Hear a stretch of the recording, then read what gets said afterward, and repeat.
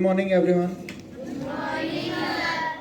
In academic institutions, students, every type of program is started with the lighting a lamp in the feet of Goddess Saraswati, the goddess of knowledge and wisdom.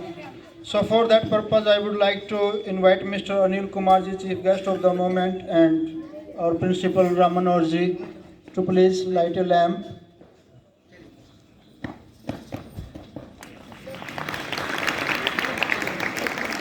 गरम है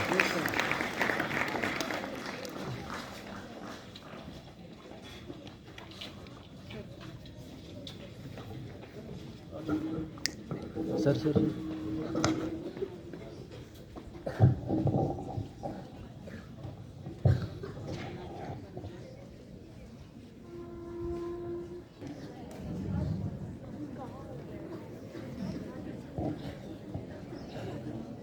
Thank you, sir.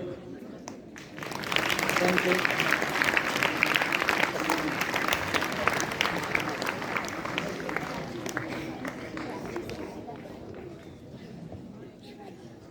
Now, I would request to the students and the teachers who will escort the students for the badges and tilak.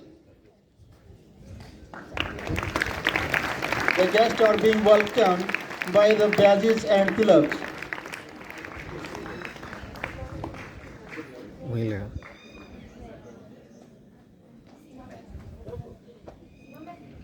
Sir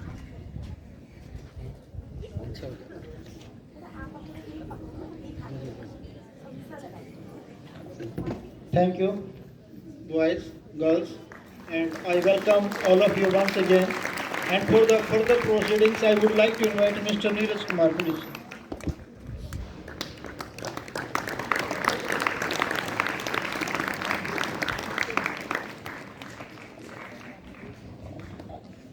Thank you, sir. Good morning.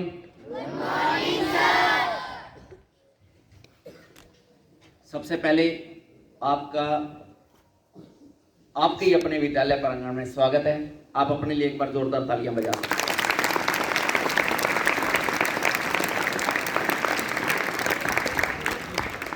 आज जो activity हो रही है, कुछ बच्चे बता सकते हैं कि आज क्या प्रोग्राम हो रहा है? कोई बताना पसंद करेगा? एनीवन? हाँ जी बेटा। Very good. अब थोड़ा सा और ऐड ऑन कर देते हैं हम। आज आपके यहाँ स्टेट का, पूरे हरियाणा राज्य का 144वां सेंटर स्थापित कर दिया गया है। आप बच्चों के लिए, टीचर्स के लिए, आपके अभिभावकों के लिए मनोवैज्ञानिक परामर्श की सुविधाएं प्रदान की जाएंगी, जिसके अंदर जो सब कुछ बिल्कुल निःशुल्क हैं हरियाणा राज्य बाल कल्याण परिषद की तरफ से। तो जो ये तोहफा हमें दिया है, जिन्होंने, जो इस सारे प्रोग्राम के सूत्रधार हैं, हमारे बीच मौजूद हैं माननीय मुख्य अतिथि श्री अनिल मलिक जी, जो कि राज्य परियोजना नोडल अधिकारी हैं। उनका फिर से हम अभिनंदन करते हैं, स्वागत करते हैं और धन्यवाद करते हैं कि उन्होंने हमें यह तोहफा दिया। जींद का आपका आज 60वां स्कूल बन गया है, जींद जिले का, और ये हमारे लिए गर्व की बात है कि हमारे स्कूल प्रशासन ने ऐसी सुविधाओं को लेने की इच्छा जताई। क्योंकि अक्सर आपने देखा होगा, उसको छोड़ते हैं, आज सीधा आप पे डायरेक्ट बात करेंगे सीधा। अभी सुबह सुबह हम जब आए तो एक एक्टिविटी चल रही थी, आपका एग्जाम चल रहा था। कितने बच्चे थे जिन्होंने बहुत ही अच्छे से आंसर्स लिखे हैं, और बाकी जिनके हाथ नीचे रह गए या जो बहुत स्लो से ऐसे उठे, उनका क्या कहना है? ये आगे हमारे 3-4 दोस्त बैठे हैं, बिल्कुल स्टिल, मतलब बहुत दिक्कत हुई है। Please, thank you. क्या कहना है आप लोगों का? एग्जाम दिया, मजा नहीं आया? मजा आया तो हाथ ऐसे उठता फौरन से, जैसे कुछ बच्चों ने उठा दिया था, तो कुछ बच्चों ने देखा देखी उठाया। कितने बच्चे ऐसे हैं जिनको पेपर देने में दिक्कत आई दिक्कत? 1-2 क्वेश्चंस ने तंग किया या नहीं किया? अक्सर ऐसा होता है कि आप कितनी तैयारी करके जाएं ऑन टाइम, फिर भी हम बहुत कुछ ऐसा जो भूल जाते हैं। और अक्सर ताजा याद किया हुआ ही जल्दी भूलते हैं, अभी तो देखा था। और फिर ऐसा स्ट्रेस चढ़ता है कि कई बार बच्चे रोने भी लग जाते हैं। रोते हैं नहीं रोते, बैठ के बीच में एक आधे रोने भी लग जाते हैं। ये सब हमारे बीच जो भावनात्मक मैनेजमेंट की दिक्कत आती है ना, जहां बच्चों को इमोशनल इम्बैलेंसिंग बोलते हैं, कि हम अपनी भावनाओं पर जल्दी काबू नहीं कर पाते, वहां आपको बहुत सी ऐसी सुविधाएं हैं जो इस सेंटर के माध्यम से दी जाएंगी। आज आपके बीच में मार्गदर्शन करने के लिए हमारे बीच में आज विशेष विषय पर, या आप ये कहिए कि एक किस्म से इस पूरे सेंटर के तहत जो भी क्रिया प्रणाली आगे निरंतर चलती रहेगी, उसकी जानकारी देने के लिए आज हमने विशेष तौर से आमंत्रित किया है। आज हमारे मुख्य अतिथि जो हमारे बीच में है, उनका समय आप लोगों को हम दे पाएं, दिलवा पाएं उनसे, उससे पहले थोड़ा सा मैं आपको इंट्रोडक्शन देना चाहूँगा इस प्रोग्राम के तहत जो भी हम कार्य किए जाते हैं Haryana state council for child welfare की तरफ से।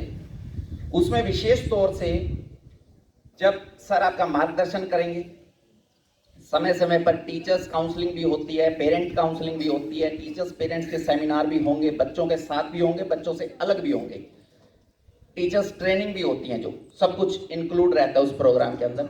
विशेष मुद्दा यही है कि हमारे बच्चे जो आजकल भटकाव की स्थिति में है, क्योंकि अक्सर किशोरावस्था में बच्चे भटकते ही हैं, और ये जितने बच्चे बैठे हैं आप सभी इस वक्त किशोरावस्था में हैं। 2-4 को छोड़ दें तो सभी ने किशोरावस्था में पदार्पण कर लिया है।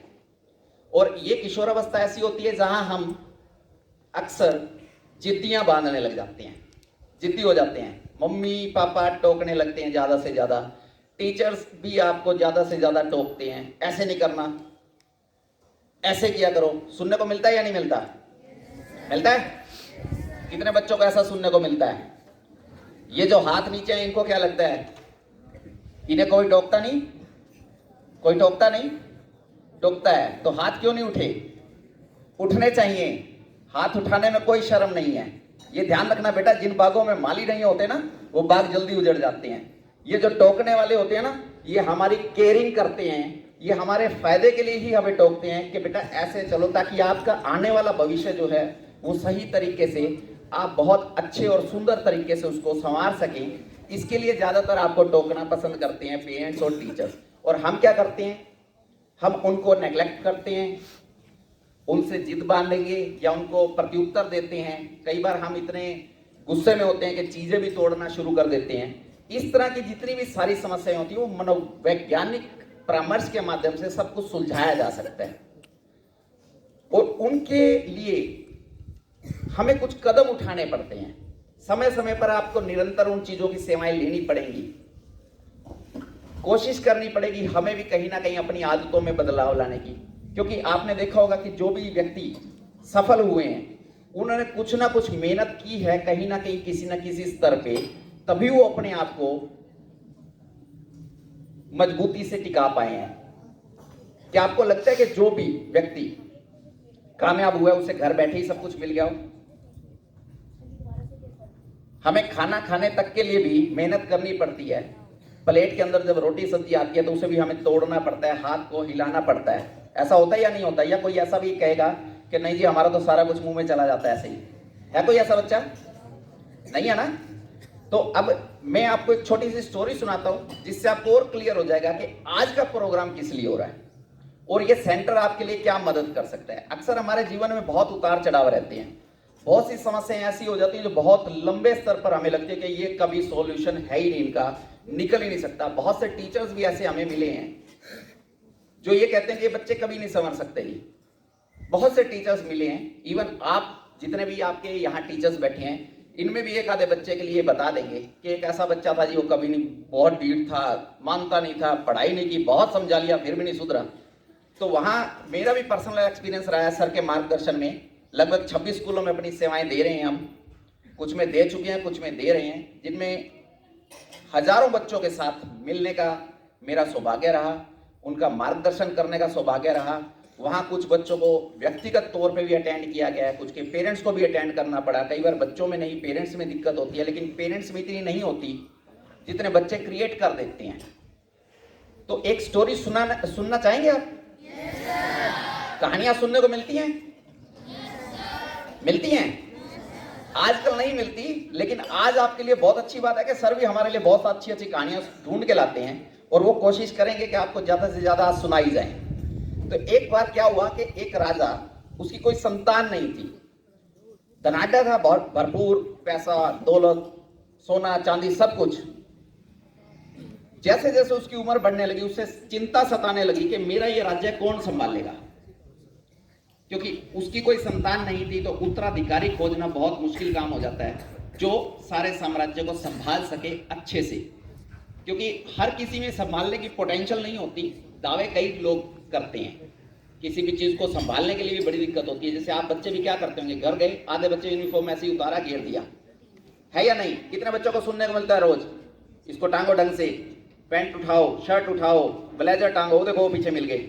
अरे बहुत हैं, 40% तो मिनिमम निकलेंगे।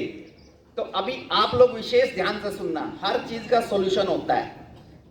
तो राजा को भी ऐसे ही टेंशन होने लगी थी कि कोई है ऐसा जो पूरे अच्छे से मेरे राज्य को संभाल सके। तो महामंत्रियों से उन्होंने मंत्रणा की और एक डिसीजन लिया कि एक नया महल बनाते हैं, क्योंकि जिसको उत्तराधिकारी बनाएंगे उसको महल भी नया देंगे, बढ़िया वाला। तो ऑर्डर किया गया कि सोने चांदी की दीवारें बनाई जाएं और हीरे मोती उस पर सजाए जाएं, क्योंकि सारा पैसा करना क्या है, लगा दो, जो आएगा वो अपने आप संभालेगा। एक महल बनाया गया बहुत सुंदर और पूरी प्रजा को बुलाया गया, आ जाओ भाई। डंका बजाया गया, किस बात का, कि उत्तराधिकारी चुनना है और राजा ने कुछ अनाउंसमेंट करनी है, जल्दी से आओ। सारी प्रजा जब आई तो राजा ने अनाउंस किया एक दरवाजे की तरफ उंगली करते हुए, जो दरवाजा उस महल की बाउंड्री पर था, सबसे बड़ा, हीरों से मोतियों से सजा हुआ।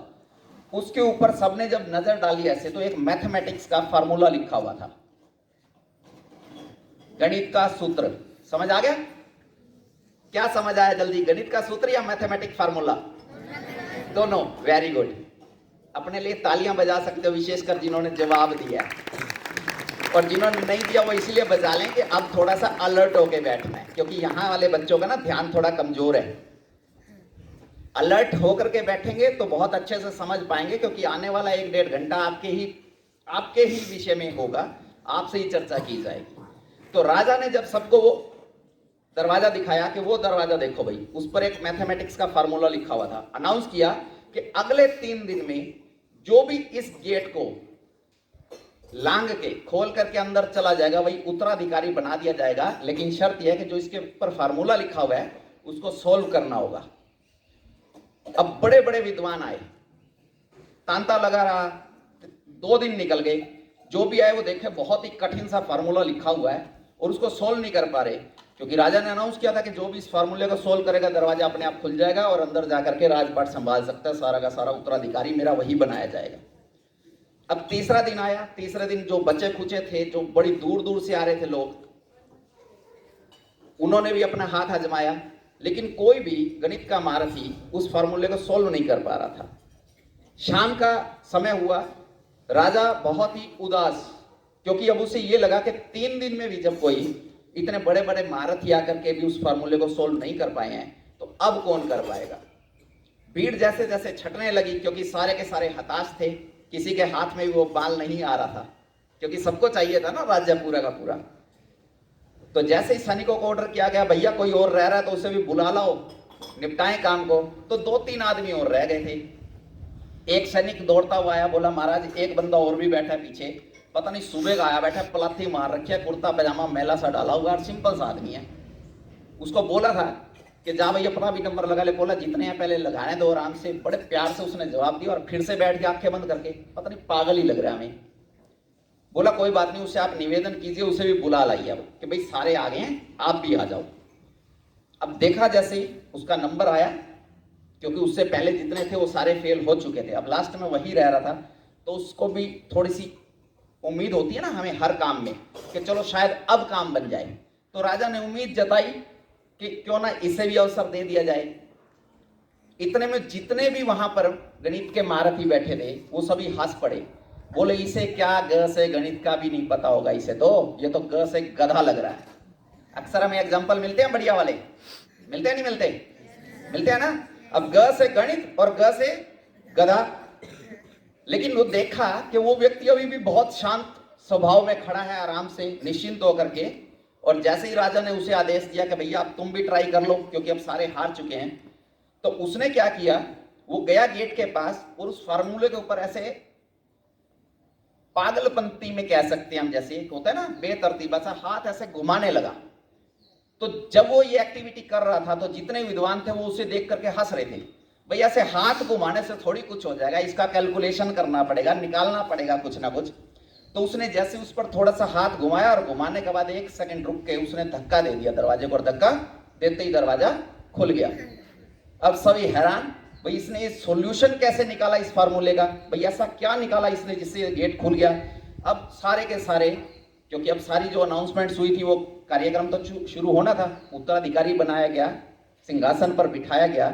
इन बिटवीन राज दरबार में सभी के सभी पहुंच गए हाथ जोड़ के कि महाराज अब हमें भी बता दो कि हम तो इतने उम्रों से ये चीजें सिखा रहे थे, सीख रहे थे, हमें नहीं पता चला भाई आपने उस फार्मूले को कैसे सॉल्यूशन निकाला उसका, काइंडली हमें भी उसका आंसर बताएं। तो उस इंसान ने पता क्या जवाब दिया, वो बोला महाराज ऐसा है, मैं 3 दिन से यही देख रहा था कि बड़े बड़े विद्वान आ रहे हैं, अपना दिमाग चला रहे हैं कि ये फार्मूला उनसे सॉल्यूशन नहीं निकल पा रहा। मैंने जब उसे ध्यान से देखा तो मेरे दिमाग में एक ही बात आई, क्योंकि मैं जब ध्यान लगा रहा था बैठा तो मैंने देखा कि सभी परेशान हैं, अपने अनुभव का प्रयोग कर रहे हैं, लेकिन कई बार चीजें ना अंतर्मन से ही आवाज आती है कि एक बार धक्का लगा के देख, क्या पता कोई फार्मूला है भी या नहीं। और वही निकला कि उसने सीधा जाके धक्का लगाया और गेट खुल गया। तो राजा ने उस वक्त दरबार में खड़े होकर ताली बजाई कि यही मैं देखना चाह रहा था कि कौन व्यक्ति समझदारी से आएगा और राज्य को चला पाएगा। समझ आ रहा है आपको बात? कई बार हम ना ज्यादा मामलों में खुद ही उलझ जाते हैं, हम अपनी समस्याएं इतनी बड़ी कर लेते हैं कि वो समस्या होती नहीं है। ये बात मैंने इसलिए कही कि मैंने लगभग 1000 से ज्यादा बच्चों के सॉल्यूशंस किए हैं समस्याओं के, जहां बहुत बड़ी बड़ी समस्याएं बनी हुई थी। और ये मेरा आंकड़ा है बहुत छोटा सा, जो हमारे बीच में विशेष व्यक्ति बैठे हुए हैं, इनका आंकड़ा हमारे से 10 गुना, 12 गुना, 20 गुना ज्यादा ही बड़ा है। तो ज्यादा समय आपका नहीं लेते और आपके बीच में आमंत्रित करते हैं श्री अनिल मलिक जी को, जो कि राज्य नोडल अधिकारी हैं, साथ में मंडलीय बाल कल्याण अधिकारी रोहतक मंडल के हैं और विशेष तौर से आपसे आज मिलने आए हैं। तो हम निवेदन करेंगे सर से कि वे स्टेज पर आएं और बच्चों का मार्गदर्शन करें ताकि ज्यादा से ज्यादा हम समय का सदुपयोग कर सकें।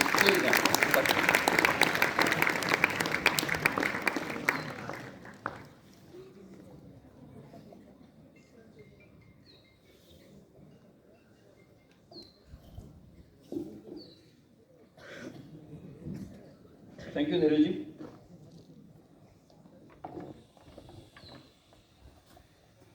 आप सबको सुबह के नमस्ते।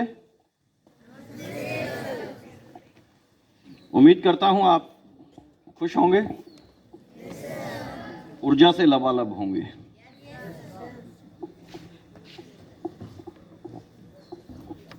सभी का पेपर था, आप जितने बच्चे बैठे हैं यहाँ? नीरज जी से जब बातचीत हुई तो ये तो कंफर्म हो गया कि लगभग बच्चों का बहुत अच्छा पेपर हुआ है, बहुत अच्छे नंबर आएंगे। ऐसा ही है ना? मैं पुण्य से आपसे एक सवाल फिर दोहराता हूं कि किस मकसद से आप यहां बैठे हैं, कोई बता सकता है? जितने लोग यहां मौजूद हैं, इंक्लूडिंग योर टीचर्स, कोई बता सकता है कि आज की मुलाकात का मकसद क्या है? एक बच्चे ने बताया था कि मोटिवेशनल सेमिनार होगा। मूल मकसद क्या है आज के कार्यक्रम का? एनी चाइल्ड, एक 100 रुपये इनाम दूंगा जो बताएगा। परीक्षा की घड़ी आ चुकी है, अनाउंसमेंट है, किताब भी खुली हुई है, बट कोई 100 रुपये जीतने के लिए हाथ नहीं उठाया किसी ने। सामने 2 बैनर्स लगे हुए हैं, किसी ने कोशिश नहीं की कि यूं हाथ साफ फेर लें और धकेल दें, खुल जाएगा। उसमें 2 चीजें लिखी हैं बेटा। एक, मनोवैज्ञानिक परामर्श सेवाएं, बाल सलाह परामर्श एवं कल्याण केंद्र की स्थापना आपके स्कूल में की गई है। मैं पुण्य से आपको बधाई देता हूं। 60वां स्कूल है ये जिला जींद का और 144वां स्कूल है ये हरियाणा राज्य का। केंद्र स्थापित हो गया हम यहाँ से चले जाएंगे, आप अपने पढ़ाई में बिजी हो जाओगे, अब अन्य गतिविधियों में बिजी हो जाओगे। कब केंद्र स्थापित हुआ था, आगे क्या हुआ क्या नहीं हुआ, ये सब कुछ अब आपके ऊपर निर्भर करता है। कोई बच्चा ये सोचता है कभी कि सरकार क्या करती है, सरकार यूं ही बस बैठी हुई है, हमें पता नहीं किस किस चीज की जरूरत है, हमें संभालते क्यों नहीं, हमारे लिए कोई कार्य योजना क्यों नहीं, धरातल पे काम क्यों नहीं करते। किस किस के मन में ये ख्याल आता है? आता है ना। आज मैं आपको एक खुली चुनौती देके जा रहा हूं, सरकार ने जो मेरे को जिम्मेदारी दी है। देखना यह है कि आज के इस कार्यक्रम में आप सब विजेता होंगे या मैं विजेता होऊंगा। निर्देश भी स्पष्ट कर देते हैं। इस इंटरेक्शन के दौरान पूरी खुली चर्चाएं होंगी।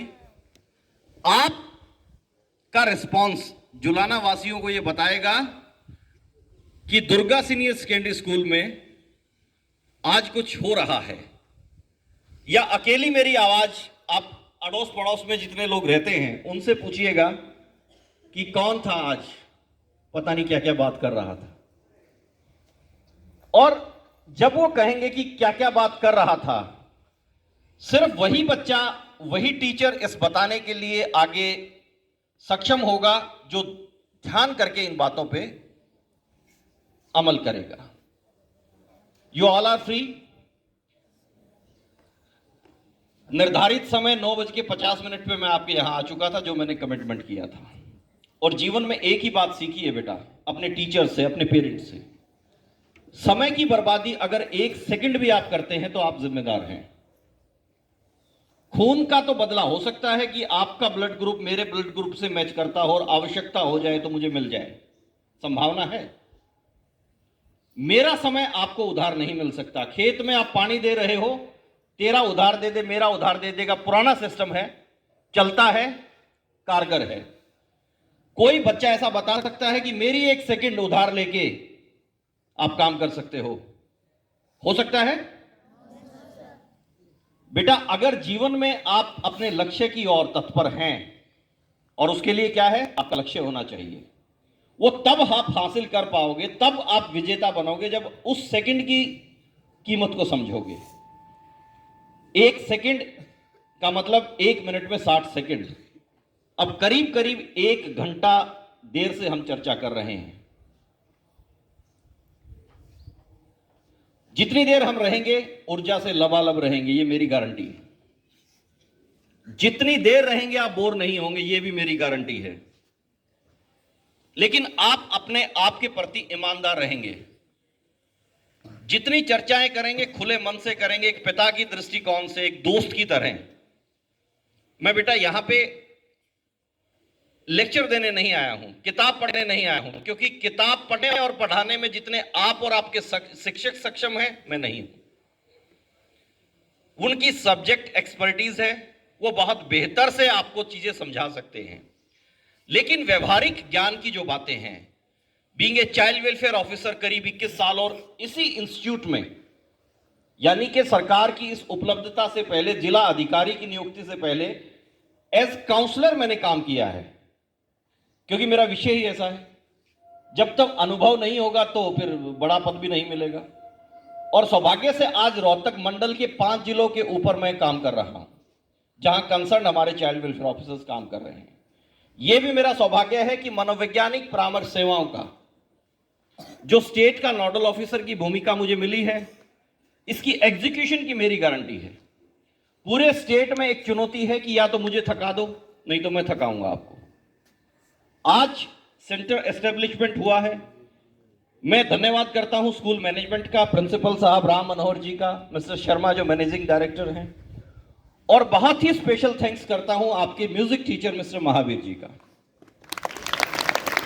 क्योंकि उन्होंने पूरा अनुभव से, रोहतक में उन्होंने कहीं सेवाएं दे रहे थे किसी स्कूल में, वहां हमारे कार्यक्रम हो रहे, उस अनुभव से जिस दिन इन्होंने मुझसे बात की, उस दिन मैं पासपोर्ट कार्यालय में था फैमिली के साथ। यहां तक तो वो लेके आ सकते हैं बेटा, इसके बाद उनके पास भी कोई समाधान नहीं है। 2 चीजें बहुत सरलता से समझनी होंगी। मनोविज्ञान क्या है, सुना है, पढ़ते हो, एक बच्चा हाँ भर रहा है, लेकिन हाँ खड़े हो बेटा, कोई बात नहीं। इस बच्चे के लिए ताली बजाओ, ये जो भी रिस्पॉन्स देगा बाद में पता आ जाओ, क्योंकि इसको हम बहुत लंबा तक लेके जाएंगे ना तो कहीं उलझ जाएगा ये। कोशिश करूंगा। क्या नाम बेटे आपका? आर्यन। आर्यन। आर्यन, आप क्या जानते हैं मनोविज्ञान के बारे में? सर जो मन के बारे में बताए और शरीर के बारे में। किससे सीखा ये? सर टीचर से। कौन से टीचर से? साइंस। सभी टीचर से। God bless you. बहुत अच्छा बच्चा है, सभी टीचर्स के लिए क्लैप करो। कौन सी क्लास आपकी? 6th क्लास के बच्चे ने रिस्पॉन्स किया है। उसकी क्लास स्टैंडर्ड और जिस तरह से बताया गया उसके हिसाब से मैं इसको 100 नंबर देता हूं। Good, thank you. बैठो। Psychology is a science that deals with organismic behaviour. Very simple definition है। उसमें मन भी आ गया जैसे बच्चे ने कहा, और शरीर भी आ गया। किसी भी जीव के व्यवहार का अध्ययन जिस विषय में, जिस विज्ञान में करते हैं वो मनोविज्ञान है। खतरों से सावधानी है तब जब हम दूसरे के व्यवहार की परख कर सकते हैं। सामने वाला देखता कैसे है, बोलता कैसे है, उसके बिना बोले जो बॉडी लैंग्वेज है, उसका व्यवहार है, वो क्या बोल रहा है, यानी कि पीछे की भावना भी समझने की कला है, और वो किसी इंसान के व्यवहार से आप समझ सकते हैं। And counselling is a continuous process. आज डायरेक्ट काउंसलिंग है, एक सेमिनार के माध्यम से बहुत से विषयों पे चर्चाएं होंगी, लेकिन इस विषय पे चर्चा के बाद एक अवसर आज आप चाहें तो सुनिश्चित कर सकते हैं। मन की कोई जिज्ञासा, कोई सवाल हो आप पूछ लेना, उसका प्रत्युत्तर आपको मिलेगा। लेकिन आज जो काउंसलिंग सेल एस्टेब्लिश हुई है ये एक शुरुआत है, अंत नहीं है और अंत कभी होगा भी नहीं। स्कूल अथॉरिटी अगर चाहेंगी तो, आप अगर चाहेंगे तो, आपके अभिभावक अगर चाहेंगे तो, ये सेवाएं आपको निःशुल्क निरंतर मिलती रहेंगी। आज पहला कदम है, आपसे चर्चा होगी। अगर कार्यक्रम के उपरांत आप ये समझे कि ये बेहतर से बेहतरीन सेवाएं हैं, इसको निरंतर मिलना चाहिए, तो अगला सेशन आपके पेरेंट्स के साथ होगा। टीचर्स के सेशंस अलग से होंगे, ज्वाइंट सेशंस होंगे, ओपन काउंसलिंग सेशंस होंगे, और इंडिविजुअल काउंसलर के तौर पे एक काउंसलर इस राज्य स्तरीय परियोजना में, सशक्त काउंसलर आज हमारे साथ है मिस्टर नीरज कुमार।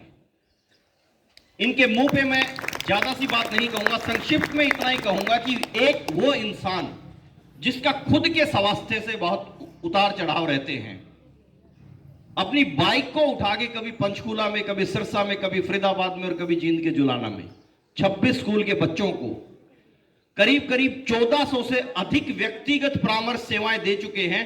अगर ये प्रोफेशनली ये काम करते तो शायद 50 लाख रुपए इनके अकाउंट में होता। आप बिलीव कीजिएगा इस चीज को।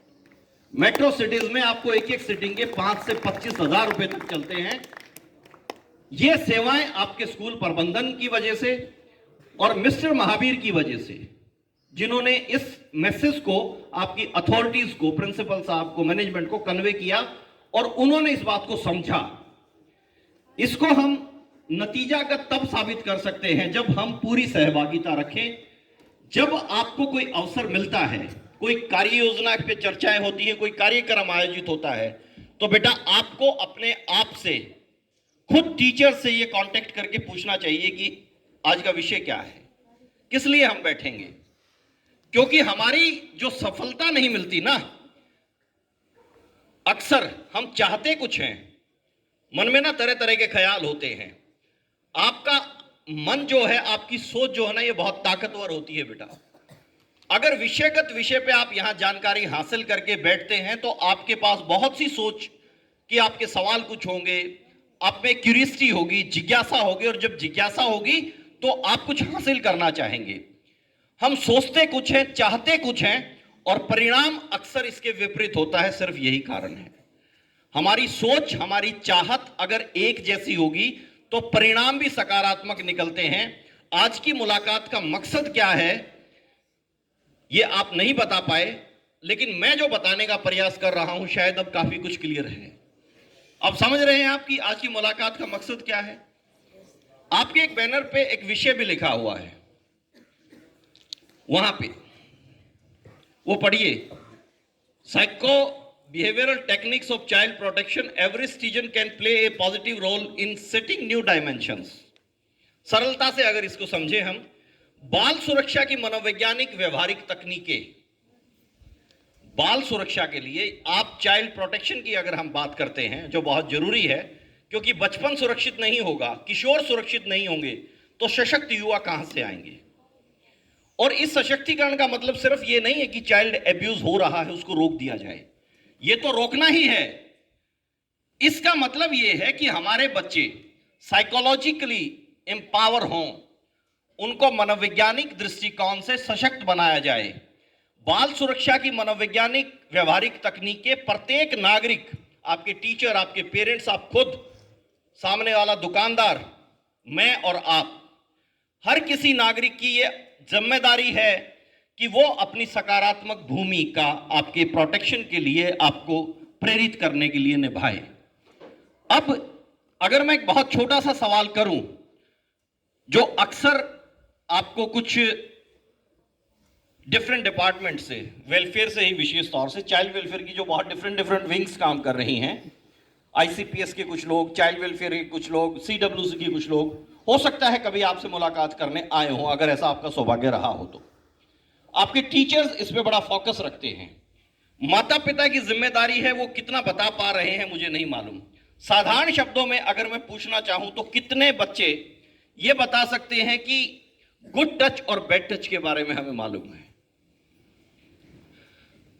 जितने बच्चों को पता है कॉन्फिडेंटली वो खड़े हो जाओ। ये दो बेटियां, एक बेटा, ये कुछ बच्चे खड़े हुए हैं जिनको मालूम है कि गुड टच और बैड टच क्या होता है। क्या बाकी सबको नहीं मालूम? नहीं मालूम? यस और नो? नहीं, या तो मालूम है या तो नहीं मालूम है, ये बताइए। आपको मालूम है? आप भी खड़े हो, आप इधर आ जाओ बेटा आगे। और किसको मालूम है? किसी को मालूम नहीं है। विषय फिर तो बहुत ही परफेक्ट है, लेकिन हमारे बड़े दोस्त भी तो बैठे हैं यहां, +1, +2 और 10th के बच्चे। क्या आपको नहीं मालूम है? हैं? नहीं मालूम है? सही में नहीं मालूम है?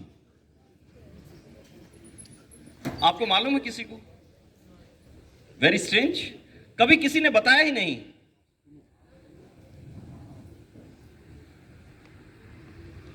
चार बच्चे बहुत साहसी हैं, ये कह रहे हैं कि हमें मालूम है। आपको पता है बेटा? किसने बताया है आपको? पेरेंट्स एंड टीचर्स ने आपको बुक्स में। लेकिन खाली उसको प्रैक्टिकल कैसे मालूम होगा बुक्स में पढ़ के? सर, इंटेंशन से पता चलता है सामने वाला आपके साथ किस तरीके से बात कर रहा है, उसके इंटेंशंस क्या है, वो किस इंटेंशन के साथ टच करता है। ये सब ह्यूमन बीइंग का बिहेवियर है, टच करके बात करना, लेकिन जो सेंस, सिक्स सेंस काम आती है सर उस टाइम पे। Behavioural observation. यस बेटा आपको किसने बताया? आपको? गुड। ये बहुत सौभाग्य की बात है कि ये चार बच्चे बहुत कॉन्फिडेंटली ये कह रहे हैं कि हमें मालूम है। अब आपको एक मौका देते हैं, पहले मैं सब बच्चों से अच्छे से दोस्ती कर लूं। कर लूं? आप जितनी हमारी कन्वर्सेशन रहती है, जितना हम एक्ट परफॉर्म करते हैं, उसको ऑब्जर्व करना। जब मैं बताऊंगा कि बैड टच और गुड टच ये होता है, तब फिर अच्छे से ऑब्जर्व करना और आप बताना कि कहीं कुछ गलत है या सब ठीक है। आपका नाम क्या है बेटा? है हितेन? Yes sir. ये कौन सी कक्षा है Hiten? Sir 7th 7th A। तो आपको पूरी तरह पता है कि कोई भी व्यक्ति आपके साथ असहज व्यवहार नहीं कर सकता है, बैड टच नहीं कर सकता, आपको मालूम हो जाएगा। कर नहीं सकता ना? पक्का? आपका नाम क्या है? शिवम। ढीले ढीले से क्यों हो शिवम? कॉन्फिडेंस से। शिवम, आपकी कौन सी कक्षा है? Sir 6th 6th A। आपको पेरेंट्स ने बताया, टीचर्स ने बताया, टीचर। लेकिन हो सकता है कि कोई बैड अब्यूज मतलब करे, आपको बैड टच करे, अब्यूज करे, तो आप नहीं, ऐसा हो पाएगा ना? पक्का पता लग जाएगा? Yes sir, no sir. नहीं बता रहा है। बेटा आपका नाम क्या है? तनीषा। तनीषा। तनीषा, अगर आपके साथ कोई बैड टच करता है तो आपको मालूम हो जाएगा? Yes sir. पक्का? Yes sir. गुड बेटा, बहुत अच्छा। और आपका नाम? दीप्ति, आप किस कक्षा में हो? 12th arts. आप बेटे? 12th commerce. 12th commerce. आप भी कॉन्फिडेंट हैं? चलो अब हम बताएंगे बैड टच और गुड टच क्या है। उससे पहले हमने इंट्रोडक्शन की, हमने टच भी किया, दोस्ती की, शेकन किया। किसी भी बच्चे को ये लगता है कि ये बैड टच है? Any child? गुड टच है? सबने अच्छे से देखा ना? आप में से किसी को लगता है कि बैड टच है या गुड? ये क्या कह रहे हैं? ये दो बेटियां कह रही कि यस सर बैड टच है, और आप क्या कह रहे हैं बेटा? गुड टच है, बैड टच है? Good touch. चलो यहां पूछते हैं पहले कि क्या ऐसा लगा कि बैड टच है ये? सो जब आपने शेक हैंड किया तो आपका मुंह था, It was very- आपने यहां से नोटिस किया कि मैं कुछ इस तरह से कर रहा हूं, लेकिन आपने कहा कि ये तो गुड टच है। Is it good touch? बेटा ये जो टच है अभी बताता हूं, इस बिटिया ने भी ऐसे ही किया, ऐसे ही महसूस किया। आपको मैंने यहां से टच किया और आपको भी मैंने ऐसे किया, नोटिस किया आपने? हम जब इस तरह से शरीर के किसी ऐसे हिस्से में कुछ हरकत करते हैं तो एक सेंसेशन होती है बेटा, और अंदर से यहां जो पिट्यूटरी ग्लैंड है ना, हमारी कंट्रोल सिस्टम, वो इशारा करती है कि ये सही है या गलत है। बहुत अच्छे बच्चे हैं, आप बैठो बेटा, आपने सही ऑब्जर्व किया। लेकिन बेटा पहली बात तो हम किसी से अजनबी से दोस्ती कर रहे हैं, बात कर रहे हैं, यहां हम पीठ थपथपा रहे हैं, ऑल राइट, लेकिन ये कोई तरीका थोड़ी है, ये कोई तरीका थोड़ी है, नहीं है ना? गुड, आप बैठो, ध्यान रखना इस बात का। बहुत अच्छी बेटियां हैं, बहुत अच्छे बेटे हैं, इनको मालूम है। लेकिन देखो कि माता पिता किस तरीके से समझा पाएंगे आपको। यही एक छोटी छोटी टेक्निक्स होंगी ना, टीचर्स तो इतना भी शायद नहीं कर पाएंगे। करते हैं? नहीं करते। अगर हम व्यवहारिक तकनीक नहीं अपनाएंगे, बच्चे को मोटिवेट करने की व्यवहारिक तकनीक क्या है? पेरेंट्स आते हैं, मिलते हैं कि सर ये बिल्कुल ना उदास रहता है, बिल्कुल प्रेरित नहीं है, थका थका सा रहता है, तनाव में रहता है, तरह तरह की साइकोलॉजिकल प्रॉब्लम शेयर करते हैं। क्या आप बता सकते हैं कि बिहेवियरल टेक्निक्स क्या है? लाइक हमने एक डेमोन्स्ट्रेशन दिया, टच करके बताया, प्रैक्टिकल है ना, ये व्यवहार क्या है? प्रैक्टिकल है। हम शब्द में कहेंगे सुरक्षित रहना, ध्यान रखना, सीधे चलना, जी आगे कोई प्रैक्टिकल तो बताए नहीं कि ऐसे भी होगा। मछली घर में भी रखते हैं ना, उसको छोटा सा वो शीशे के पॉट में रखते हैं, या आप छोटे से किसी तालाब में जाएंगे, आप कोशिश करेंगे कि मछली को उठा लें। जब आप मछली को पकड़ते हैं तो वो क्या करती है? शांत रहती है, ऐसे ऐसे ऐसे ऐसे, है ना? शायद उसको मालूम है कि ये बैड टच है, ये इंसान ने मुझे टच क्यों किया। डॉगी के छोटे बच्चे हैं, आप स्ट्रेंजर हैं, आप किसी पपी को उठाएंगे तो माँ काटने के लिए आएगी ना, कि मेरे बच्चे को आपको छूने की हिम्मत कैसे हुई। माँ बाप ये भी नहीं बता सकते कि स्विमिंग कॉस्ट्यूम में जो पार्ट ढका हुआ है वो हमारा प्राइवेट पार्ट है, किसी को छूने की, देखने की इजाजत नहीं है। लेकिन ये तो ओपन है सब कुछ। लेकिन हैंडशेक का तरीका है ना, शेक हैंड किया, हेलो बेटा, ये क्या तरीका है? वही हाथ दूर कर, नॉनसेंस, क्या कर रहा है? हम साहस नहीं करते। कोई बच्चा साहस करता है तो बड़े जो पेरेंट्स हैं या और फैमिली मेंबर्स हैं ना, वो ट्रस्ट नहीं करते। पागल है, अंकल आए थे, उम्र पता है कितनी होगी? 50 साल से ऊपर हो गए, ऐसे करेंगे, नालायक, भाग जा। वो बच्चा साहस कर रहा है लेकिन वो चुप कर दिया। डांट देते हैं, इशारा करते हैं, बोलना नहीं है। वो कहेगा कि ये चीज गलत है, लेकिन वो उस इशारे को समझ रहा है क्योंकि उसको ऐसा ही सिखाया गया है। और ये किसकी जिम्मेदारी है? पहली जिम्मेदारी है माता पिता की। अगर बच्चे सुरक्षित रहेंगे तभी तो आगे बढ़ेंगे। किसी बच्चे के साथ अगर सेक्स एब्यूज हो गया, टच कर लिया, कोई बात नहीं, तो सुधार हो गई, गलत हो गया, चल साबुन से हाथ धो लूंगा, गंदा हाथ लगा दिया, कुछ भी तरीका है। हालांकि साबुन से हाथ धोने से वो गंदगी थोड़ी दूर हो गई, कहां थी गंदगी किसी के मन में, लेकिन खुद का एक वहम था वो मिटा लिया हमने। लेकिन ऐसे नहीं मिटता है।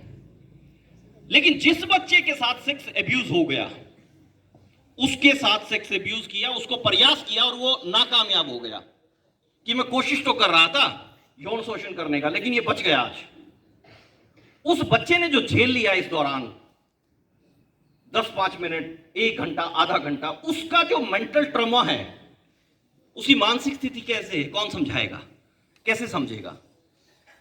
कैन यू बिलीव कि एक 6 साल के बच्चे के साथ सेक्स एब्यूज होता, 6 महीने के बच्चे के साथ, सॉरी टू से 14 साल के एक बच्चे को मेडिकल रिपोर्ट में यह आता है कि शी इज प्रेग्नेंट। हंसने की बात नहीं है, हंसने की बात नहीं है, सुनने की बात है कि कैसे जब मेडिकल कॉलेज में वो बच्चा जाता है, वो बच्ची जाती है, साथ में मां होती है, मां को भी एहसास नहीं है, डॉक्टर कहता है कि she is pregnant and she is minor, immediately complaint होगी, तुरंत चाइल्ड वेलफेयर कमेटी के लोग आते हैं, काउंसलिंग होती है, पूछते हैं कि बेटा ये कैसे। वो बच्ची बहुत डर के और बहुत साहस मुश्किल से जुटाती है, आधे घंटे की कन्वर्सेशन के बाद ताऊ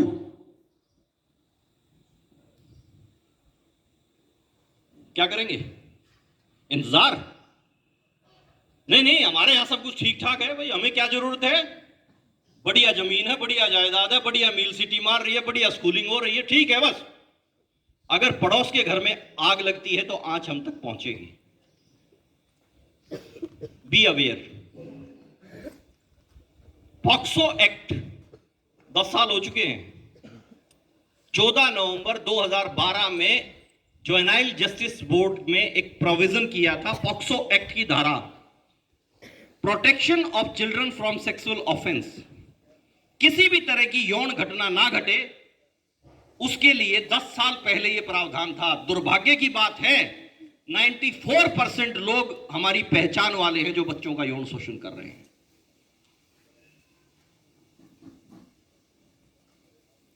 मैथमेटिक्स बहुत अच्छी हो सकती, कॉमर्स बहुत अच्छा हो सकता है, आपकी फिजिकल एक्टिविटीज बहुत अच्छी हो सकती है, म्यूजिक बहुत अच्छा हो सकता है, पॉलिटिकल साइंस बहुत अच्छी हो सकती है, आपकी फोनेटिक्स अच्छी हो सकती है, आपके टीचर पढ़ा रहे हैं, ग्रामर पढ़ा रहे हैं, लेकिन आप कितने अच्छे और कितने सुरक्षित हैं, ये तो सवाल फिर भी रह गया। बेटा जब तक आपकी एक्टिविटीज में स्कूल प्रयास करते हैं, एक्स्ट्रा क्यूरिकुलम्स उसी का एक हिस्सा आज हैं, जब तक वो उनकी इन्वॉल्वमेंट नहीं होगी, इक्वल पार्टिसिपेशन नहीं होगा, तो सवाल यूं का यूं रहेगा। चोट लगने के बाद तो बैंडेज हो गई, अकॉर्डिंग टू उसको मेडिसिन मिल गई, घाव तो झेलना पड़ा ना, उस घाव का तो मरहम हो जाएगा, वो तो 10-5 दिन का कोर्स हो जाएगा। लेकिन किसी बच्चे को अगर ऐसी चोट लग गई, अंदरूनी चोट लग गई, भावनात्मक चोट लग गई, उसका क्या होगा? समझिएगा, यही सही समय है, क्योंकि समय रहते अगर हम लोग बात नहीं करेंगे, सरकार ने विभिन्न परियोजनाएं तैयार की, अब अगली जिम्मेदारी एग्जीक्यूशन की हमारी है। बाल मनोविज्ञान यह कहता है बेटा कि शिक्षण विधियों में, यानी कि अब सिखाया कैसे जाए, पढ़ाया कैसे जाए, बताया कैसे जाए, जो शैक्षणिक गतिविधि का एक पार्ट यह भी तो है। सबसे सरल क्या है, जो व्यवहारिक है और समझ में आता है, वो विधि क्या है? एक सब हम करके देखें कोई चीज, प्रैक्टिकली असाइनमेंट, ये होता है या नहीं होता है। अभी हमने करके देखा, ऑब्जर्वेशन हुआ। दूसरी टेक्निक क्या है कि खेल विधि द्वारा, प्ले वे टेक्निक्स। हेमलेट एक शेक्सपियर का नॉवल है, उसमें यह कहा गया है कि यह एक साइकोलॉजी की टेक्निक्स भी है। आपने कोई घटना रचित की, आप कॉन्स्पिरेसी कर रखी है कोई, आपको किसी तरह नहीं समझाया जा रहा, आपने समझा कि सब कुछ सही है, और सामने कुछ लोग आए, उन्होंने एक्ट प्ले किया और वही कैरेक्टर अप्लाई किए जो सामने मौजूद हैं, वही डायलॉग्स हुए जो उन्होंने एक्ट किया है, तो अपने आप उनमें बेचैनी मच गई और उनमें से कई लोगों ने अपने आप को सरेंडर भी कर दिया कि यस मैंने ऐसा किया है, हो गया, या कई लोगों ने भागने की कोशिश की। तीसरी विधि क्या है ऑडियो विजुअल एक सिस्टम होता है। आप सिनेमा में एक फिल्म बना दी, आधे घंटे की 30 मिनट की आपको सिनेमा में दिखाई, पूरी फिल्म आप देखते हैं ना। जब वो मैथमेटिक्स का फार्मूले की नीरज जी ने बात की तो मुझे वो रेंचो, राजू और सब ध्यान आ गए, 3 इडियट वाले। क्योंकि वहां बात क्या की उसने, टीचर्स ने कहा कि नहीं, डेफिनेशन वो बताओ ना जो किताब में लिखी गई है। वो कह रहा है कि सर इसका मतलब सीधा सा ये है। लेकिन टीचर को कैसे समझाया, अटपटांग कुछ भी लिख के। वहां पे किसी ने माइंड अप्लाई नहीं किया कि भाई यहां पे इन नाम भी फिट किए गए हैं। तो हमें उस तकनीक को खुद से भी इजाद करना है कि वो सरल तकनीक क्या है हमारे सीखने की। हम मम्मी पापा के पास क्यों नहीं रहते हैं लेकिन फिर भी नहीं रहते। कोई इस बात से सहमत है जो मैं कह रहा हूं, या सब ये कह रहे हैं कि झूठ है ये बात? तो बेटा हम मम्मी पापा के पास रहते हैं लेकिन फिर भी उनके पास नहीं रहते। इमोशनल बॉन्डिंग बहुत जरूरी है, इंटीमेट रिलेशंस बहुत जरूरी हैं। Mummy you are so beautiful, I love you नहीं कहते, फेसबुक पे लिख देंगे, ग्रेट, क्या बात है, लिख देंगे ना, पापा ओए होए कमाल हो आप तो। देखो ओए रुको, ये पसीने ऐसे नहीं गिरने हैं, ये ऐसे करके ना। कभी किया है पसीने पोंछे मम्मी पापा के? नहीं किया है। लाओ मैं आपके पांव दबा दूं, लाओ मैं आपके कंधे दबा दूं, लाओ मैं आपका सर दबा दूं, मैं मसाज कर दूं, किया है कभी? कुछ बच्चों ने कहा यस सर। कैसी अनुभूति होती है बेटा? अच्छा लगता है। अगर हम वास्तविक रूप में उनके नजदीक रहेंगे, व्यवहारिक दृष्टिकोण से अपनी फीलिंग्स का एक्सप्रेशंस करेंगे। भावनाओं का खेल है बेटा इस किशोर अवस्था में, सारा और कुछ नहीं है। किशोर अवस्था जो जिस उम्र से आप गुजर रहे हैं, कुछ बच्चों की शुरुआत है, कुछ मध्य में है और कुछ युवा अवस्था की ओर अग्रसर है। इस किशोर अवस्था में अगर शरीर बढ़ रहा है, सबको दिखाई दे रहा, दाढ़ी दूढ़ी भी आ गई भाई, अब तो आवाज भी मोटी मोटी सी हो गई है, लड़कियों कहेंगे पतली हो गई है, सबको नजर आ रहा है। लेकिन असली जो इस शरीर में बदलाव आ रहा है, वो असली जो पीछे छुपा हुआ एक कारण है, वो व्यक्तिगत तौर पे तो हम अनुभव करते हैं। और बेटियों को तो माँ, दादी, चाची, बड़ी बहन, भाभी सब बता भी देती है कि अब हार्मोनल चेंजेस की वजह से आपको ये चीज जरूरी है। बेटों को नहीं बताते। कोई दोस्त हमारा है जो कह रहा है कि भाई पापा ने, दादा ने, चाचा ने हमें बताया कि देखो जी ये चेंजेस आएंगे और परवाह मत करना। हर किशोर की किशोरावस्था जब शुरू होती है, एक दिन वो जरूर आता है जब वो अचानक से खुद हैरान हो जाता है, ओह माय गॉड ये क्या हो गया। उस वक्त और सही वक्त पे बताने वाला व्यक्ति चाहिए, प्रकृति है। अगर ये हार्मोनल चेंजेस के साइंस हम नहीं नोट कर पाएंगे, उस वक्त सावधानी रही रखेंगे, और फिर ऊपर से क्या इफेक्ट, इमोशनल, चिंता मत कर मैं बैठा हूं, मुझे पता है ना क्या होता है। अच्छा भैया कैसे? कल बताऊंगा। फिर भी मम्मी पापा से नहीं पूछा ना, वो बताएगा। उस दोस्त का और इस दोस्त के अनुभव में कितना फर्क होगा, साल 2 साल का। हम उम्र तो है, हम कोई 2 साल बड़ा है, कोई 2 साल छोटा है, लेकिन पीयर ग्रुप प्रेशर इस उम्र में सबसे ज्यादा होता है। दोस्त ने कही वो पक्की बात, ये भली बात है कि टीचर्स की बात समझ में आती है। हम पेरेंट्स को भी कहते हैं ना जी मास्टर जी ने कह रखा है, मास्टर जी तो ठीक कह रहे हैं। लेकिन इस तरह के विषयों पर मास्टर जी भी अपने विषय को पढ़ाएंगे, ये विषय पढ़ाएंगे, और वो साहस भी करते हैं, वो बताना भी चाहते हैं। लेकिन कोई पेरेंट्स आ गया, क्या कह रहे थे मास्टर जी? हाँ इरादे ठीक नहीं है आपके। मास्टर जी बेचारे समझा रहे हैं, वो 2 शब्द सुने नहीं, इरादा बना के चला गया। ऐसा भी झेलना पड़ता है टीचर्स को। मैं एक स्कूल में निकल रहा था सेशन के लिए, प्राइमरी ब्रांच, जैसे आपके यहाँ प्राइमरी विंग है ना, उसके आगे से निकलते निकलते कुछ शब्द मेरे कान में गए। वुड यू लाइक कि क्या थे, सब जानना चाहोगे? इंप्रेशन जो होता है ना कि कुछ सुन लिया और क्या इंप्रेशन बन गया। उसी वक्त किसी कोई पेरेंट्स भी कोई आ रहा था। एक टीचर बड़े जोर से बच्चों को एक पाठ पढ़ा रहा था। हो सकता है आपके टीचर भी इस तरह के पाठ पढ़ाते हो। बोलो ए डबल एस, बच्चे जोर से बोल रहे हैं ए डबल एस। फिर वो बोल रहा है ए डबल एस, फिर बच्चे बोल रहे हैं ए डबल एस। फिर बोला आई आई, फिर कह रहा है NATION, एक एक शब्द बता रहा है, नेशन, SSI नेशन, 10 बार। और इतना अच्छे से पढ़ा रहा है, मुझे लग रहा अच्छे से पढ़ा रहा। पीछे एक अभिभावक कह रहे हैं कि मास्टर जी इतना क्यों चिल्ला रहे हो। वो इसलिए कह रहे थे कि 30 बच्चे बैठे हैं, आखिरी बच्चे तक ये आवाज जानी चाहिए। अब उस क्लास को क्रॉस करते करते कुछ और शब्द बोले, गधा गधा मैं राष्ट्र। वही पेरेंट्स रुक गए, बोले सर, बोले मास्टर जी क्या पढ़ा रहे हैं, बच्चों को गधा पढ़ा रहे हैं। मैंने कहा जी बात करेंगे। पूरी तरह मेरी भी समझ में नहीं आई। समझने के लिए समझना पड़ेगा ना, समझने के लिए भी तो समझना पड़ेगा। धैर्य से उन बातों को, उन शब्दों को, उसके पीछे की भावना को समझना पड़ेगा। इतनी देर में फिर दोहरा दिया, गधा गधा मैं राष्ट्र। और वो टीचर हो गए, वो पेरेंट्स हो गए नाराज। बोले जी प्रिंसिपल साहब के पास चलते हैं, बात करते हैं। बोले ये तो हमने किस स्कूल में डाल दिए ये। मैंने उनको कहा कि आप थोड़ी सी पहचान हुई, मगर रुकते हैं अभी 2 घंटे ना, मैं भी यहीं रुकूंगा। बोले ना जी ना, मेरे को तो अपना काम है बहुत जरूरी। मैंने कहा आज छोड़ दो। किसी तरह वो व्यक्ति इस बात पे सहमत हो गया।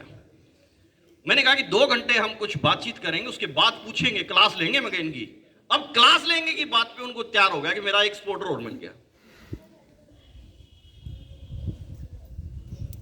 गधे को क्या बोलते हैं बेटा? एसपी बोलते हैं। एसपी बोलते हैं। जब वो सेशन ओवर हो गया तो मैंने कहा प्रिंसिपल साहब आपके उस क्लास के टीचर से मैं बात करना चाहता हूं। वो टीचर बुलाए, बोले सर कोई बात विशेष? मैं नहीं नहीं नहीं, आई जस्ट अप्रिशिएट हिम। मैं तो उसकी तारीफ करनी है कि बहुत अच्छी पढ़ाते हैं। अब यहां ये बात सुन के वो पेरेंट्स भी कहा कि भाई आप तो कह रहे थे जी क्लास लेंगे। मैं क्लास ही लेने की तैयारी है, चिंता मत कर। अब वो आगे तो वो बड़े मुस्कुराते हुए बड़े अदब से नमस्ते सर नमस्ते सर। मैंने कहा बैठो, आपको पहले तो बहुत अच्छी कक्षा पढ़ाने के लिए आपको बधाई देता हूं कि आप में स्किल कहां से आती है। अब इस बात पे पेरेंट्स ने कहा बोले सर वो बात करो। मैं वही बात कर रहा हूं। रुका नहीं गया, उस पेरेंट्स ने कहा बोला जी बच्चों को गधा बनना सिखा रहे हैं। मैं भी कह रहा हूं ना, आई गधा गधा मैं राष्ट्र। मैंने कहा सर अब आप बताइए जरा। मैं कहा इससे पहले कि हम बड़ी क्लास लें, आप क्लास ले लो हमारी। टीचर ने कहा कि सर 4 दिन से एक स्पेलिंग याद करवाना चाह रहा हूं। Gandhi ji was assassinated by Nathuram Godse. ऐसा ही हुआ था ना, गोली मार दी थी ना। एसेसिनेशन की स्पेलिंग इतनी बड़ी थी, 4 दिन से मैं सोच रहा हूं कि सरलता से कैसे समझाया जाए। आज वो 4th डे था, मेरे जहन में आया कि इसको टुकड़ों में बांट के मैं समझा सकता हूं। और बच्चे, आज मेरी क्लास के 30 के 30 बच्चे आपको एसेसिनेशन की स्पेलिंग बताते हैं। क्या स्पेलिंग एसेसिनेशन की कोई बताएगा? बताओगे? नहीं पता ना, क्योंकि ध्यान आपका नहीं था जब मैं बात कर रहा था। ASSINATION assassination. Am I right or wrong? अब वो अभिभावक गर्दन थोड़ी नीचे थी। मैंने कहा आप स्पेशल थैंक्स कर सकते हैं इन टीचर्स का और इन स्कूल अथॉरिटीज का। कितने अच्छे स्किल है इनके पास। ये 4 दिन से एक स्पेलिंग तैयार करने की तैयारी कर रहे थे और अभिभावक सोचते हैं कि वह ठीक है, तनख्वाह लेते हैं, मजे करते हैं, धूप सेकते हैं, चाय पीते हैं और चले जाते हैं। नहीं, तो कभी आप अपने पेरेंट्स के लिए, अपने टीचर्स के लिए उस दिन को याद करो कि जब स्पेशल अप्रिशिएशन आपने दिया हो। Good morning sir, you are looking very energetic, I like it. अब आपने तो ये कहा सारा दिन टीचर बड़ी ऊर्जा में रहे। बच्चों ठीक रहो, बच्चों पढ़ लो। और उसका सोर्स ऑफ एनर्जी क्या रहा? वो पॉजिटिव कमेंट्स, वो ट्रू एप्रिशिएशन जो आपसे मिला। एक टीचर बहुत एनर्जी में है, बहुत अच्छा कर रहा है, आते ही कह दिया बोले ये क्या तमाशा लगा रखा है तुमने, कल कल लेट आए थे तुम। अब वो सारा दिन गया, एनर्जी ऐसे ड्रेन आउट भी हो जाती है। और यही कहानी इन स्टूडेंट्स, इन बच्चों के साथ है, हमारे दोस्तों के साथ है। सपने थोपे जाते हैं, डॉक्टर बनना है बेटा, नहीं पापा। डॉक्टर बनना है, नहीं पापा मैं नहीं कर पाऊंगी। बनना है, मैं कह रहा हूं ना। अब आहिस्ता आहिस्ता बच्चे को भरोसा हो जाता है, पिताजी कह रहे तो बड़ी जाऊंगी। और लड़कियों को डॉक्टर और लड़कों को इंजीनियर, आज भी ऐसे ही बना रहे हैं। 97% प्रोफेशन वो है जिसपे ध्यान ही नहीं किसी का। अगर आप में आपकी स्पीकिंग एबिलिटीज है, आप में कॉन्फिडेंस है, आप एक अच्छे लीडर बन सकते हो। और लीडर के लिए सफेद कुर्ता पजामा जरूरी थोड़ी होता है। आप किसी कंपनी के चीफ एग्जीक्यूटिव ऑफिसर हो, सीईओ चीफ एग्जीक्यूटिव ऑफिसर, तो वो लीडर तो है अपनी कंपनी का। और आपके हर घर में एक एक सीईओ तो कम से कम है, जानते हो? वो बेटियां रिस्पॉन्स कर रही हैं, आप जानते हो वो चीफ एग्जीक्यूटिव का ऑफिसर कौन है घर का? कौन? मम्मी। ग्रैंडफादर। ताली बजाओ इस बच्चे की। वो कमांड कर रहे हैं, वो लीड कर रहे हैं फैमिली को, परिवार के मुखिया हैं, है ना? गुड। मदर्स, वो घर को कितने सलीके से मैनेज करती है ना। वो ग्रैंडफादर का भी ध्यान रखती है, वो फादर का भी ध्यान रखती है, वो सन का भी ध्यान रखती है, डॉटर का भी ध्यान रखती है, और पूरे घर को सलीके से जमा के रखती है। तो कभी आपने उस मदर को कहा कि भाई you are the good chief executive officer, माँ आई लव यू, बहुत प्यारी हो तुम, बेटा कहा करो, कहा करो। उम्र की जरूरत है ये। इस उम्र में सबसे प्रभावकारी और सबसे जरूरी चीज आज के दिन, ईमानदारी से अगर आप बताओगे तो वो दोस्त की है। विशेष आकर्षण होता है हार्मोनल चेंजेस की वजह से, भावनाओं के बढ़ने से, भावनाओं के विकास से, और भावनाओं के नियंत्रण ना करने से। किसी ने तारीफ कर दी वही सच्ची, बिल्कुल ठीक कर रहा है। मैंने आईने में भी देखा था, आज मैं ऐसी लग रही हूं, और ऐसी ही लग रही नहीं हूं, ऐसा ही लग रहा हूं। चाइल्ड एब्यूज, चाइल्ड सेफ्टी की जब हम बात कर रहे हैं, चाइल्ड एब्यूज की बात कर रहे हैं, तो गौर कीजिए बेटा, लड़के और लड़कियों का इक्वली बराबर एब्यूज होता है। यौन शोषण भी खूब होता है लड़कों का। सिर्फ एक चीज में अग्रीम हैं वो लड़के, कि वो किस तरह का शोषण ज्यादा होता है लड़कों का? फिजिकल एब्यूज ज्यादा होता है। फिजिकल एब्यूज समझ रहे हैं? थप्पड़ मार दिया, कोनी मार दी, गला पकड़ लिया, बुलिंग बिहेवियर होता है, वो लड़कियों का कम होता है। पेंसिल लगा दी, मेरे समय में भी लगती थी, आज भी लगती है ना? आप सोचिएगा, जब इस तरह का मन में कोई विचार आए कि ये शरारत करूं, always remember, child helpline number एक होता है आपकी मदद के लिए। मालूम है किसी को? कौन बता सकता है? 1098। गुड, तालियां बजा दो। किसी के अच्छे प्रयास पे हमें उसको प्रेरित करने के लिए चूक नहीं करनी है। और सबसे अच्छा सोर्स क्या है? कुछ शब्द, शाबाश, well done, very good, keep it up, star दे दे भाई इसको, है ना? टीचर्स भी कर देते हैं ना, स्टार ऑफ द डे, आज का सितारा है ये, man of the day, student of the day, कुछ भी कर सकते हैं। उसने तुरंत प्रति उत्तर दिया 1098, और हमने ताली बजा के उसका धन्यवाद भी किया, उसको प्रोत्साहित भी किया। आप जिस बच्चे को यह लगता है ना कि मैं कुछ कर नहीं सकता, वो एक बार प्रयास कीजिएगा कुछ भी सीखने का, और दूसरे उससे ज्यादा प्रयास करें। थोड़ा सा जब वो सही उत्तर देता, ताली बजाओ, शाबाश, हो गया, कमाल कर दिया भाई। अगले दिन वो कहेगा कि मुझे सीखना है। लेकिन उसने सही अटेम्प्ट किया और दूसरे ने कहा कि इसमें क्या नारी बात है, मेरे को भी पता है। हालांकि वो डिमोरलाइज करने वाला नहीं जानता कि उसको कौन मोटिवेट करेगा। आप अगर दूसरे की तारीफ नहीं कर सकते हो, सच्ची, झूठी नहीं, झूठे की भावना जाहिर हो जाएगी। सच्ची तारीफ करने में अपने आप को संकुचित मत महसूस करो। बाल सुरक्षा के मद्देनजर जहां तक माता पिता कि सामाजिक जिम्मेदारी के साथ साथ पारिवारिक, घरेलू और व्यक्तिगत जिम्मेदारी है, हर नागरिक की भी सामाजिक जिम्मेदारी ये बनती है कि बढ़ती हुई उम्र में बच्चे आज नीचे खेल रहे हैं, मिट्टी में खेल रहे हैं, उम्र बढ़ रही है, उनकी कुछ और विकास हो रहा है, वो भागने लगेंगे, दौड़ने लगेंगे। अब वो उम्र बढ़ रही है, उनकी संवेदना भी जागने लगेगी, भावनाएं बढ़ने लगेगी, क्योंकि ये प्रोसेस है कंटिन्यू। शरीर बढ़ रहा है, भावनात्मक विकास हो रहा है, नैतिक मूल्यों का विकास हो रहा है, इंटेलेक्चुअल डेवलपमेंट हो रहा है, मेंटल डेवलपमेंट हो रहा है, हर तरह का विकास हो रहा है। बट खास तौर से किशोर अवस्था में आपके इमोशंस पे काम करना पड़ेगा, उनको समझना पड़ेगा कि आज के दिन विशेष तौर से जो 7th 8th क्लास के और बड़े बच्चे छोटे हैं, वो रोते तो हों, वो टॉफी की जिद में रोएंगे, चॉकलेट दे दे, पकड़ के छोड़ेंगे ही नहीं। लेकिन बड़े बच्चों के रोने का और कारण हो सकता है, और जब वो कारण हो कि वो बाथरूम में छुप के रो रहे हैं, अपने बिस्तर में छुप के रो रहे हैं, तो फिर अपने आप से बात करनी चाहिए कि ये रोने की बात नहीं है, ये मां से शेयर कर लूं, मैं पिता से क्यों ना शेयर कर लूं, कर लेनी चाहिए। एक पोइट ने बहुत सुंदर कविता लिखी है, उसकी चंद पंक्तियां मुझे ध्यान आती हैं, और वो इसलिए ध्यान आती हैं कि जब उस कविता को पढ़ा मैंने, बड़ी संजीदा, बड़ी सरल, मुझे लगा कि ये सब मेरी उम्र के दौर की थी, जब मैं किशोर था, और आज हमारे छोटे बच्चों के लिए जरूरी है, और उतनी ही जरूरी है अभिभावक के दृष्टिकोण से, एक आम नागरिक के दृष्टिकोण से मुझे समझने की।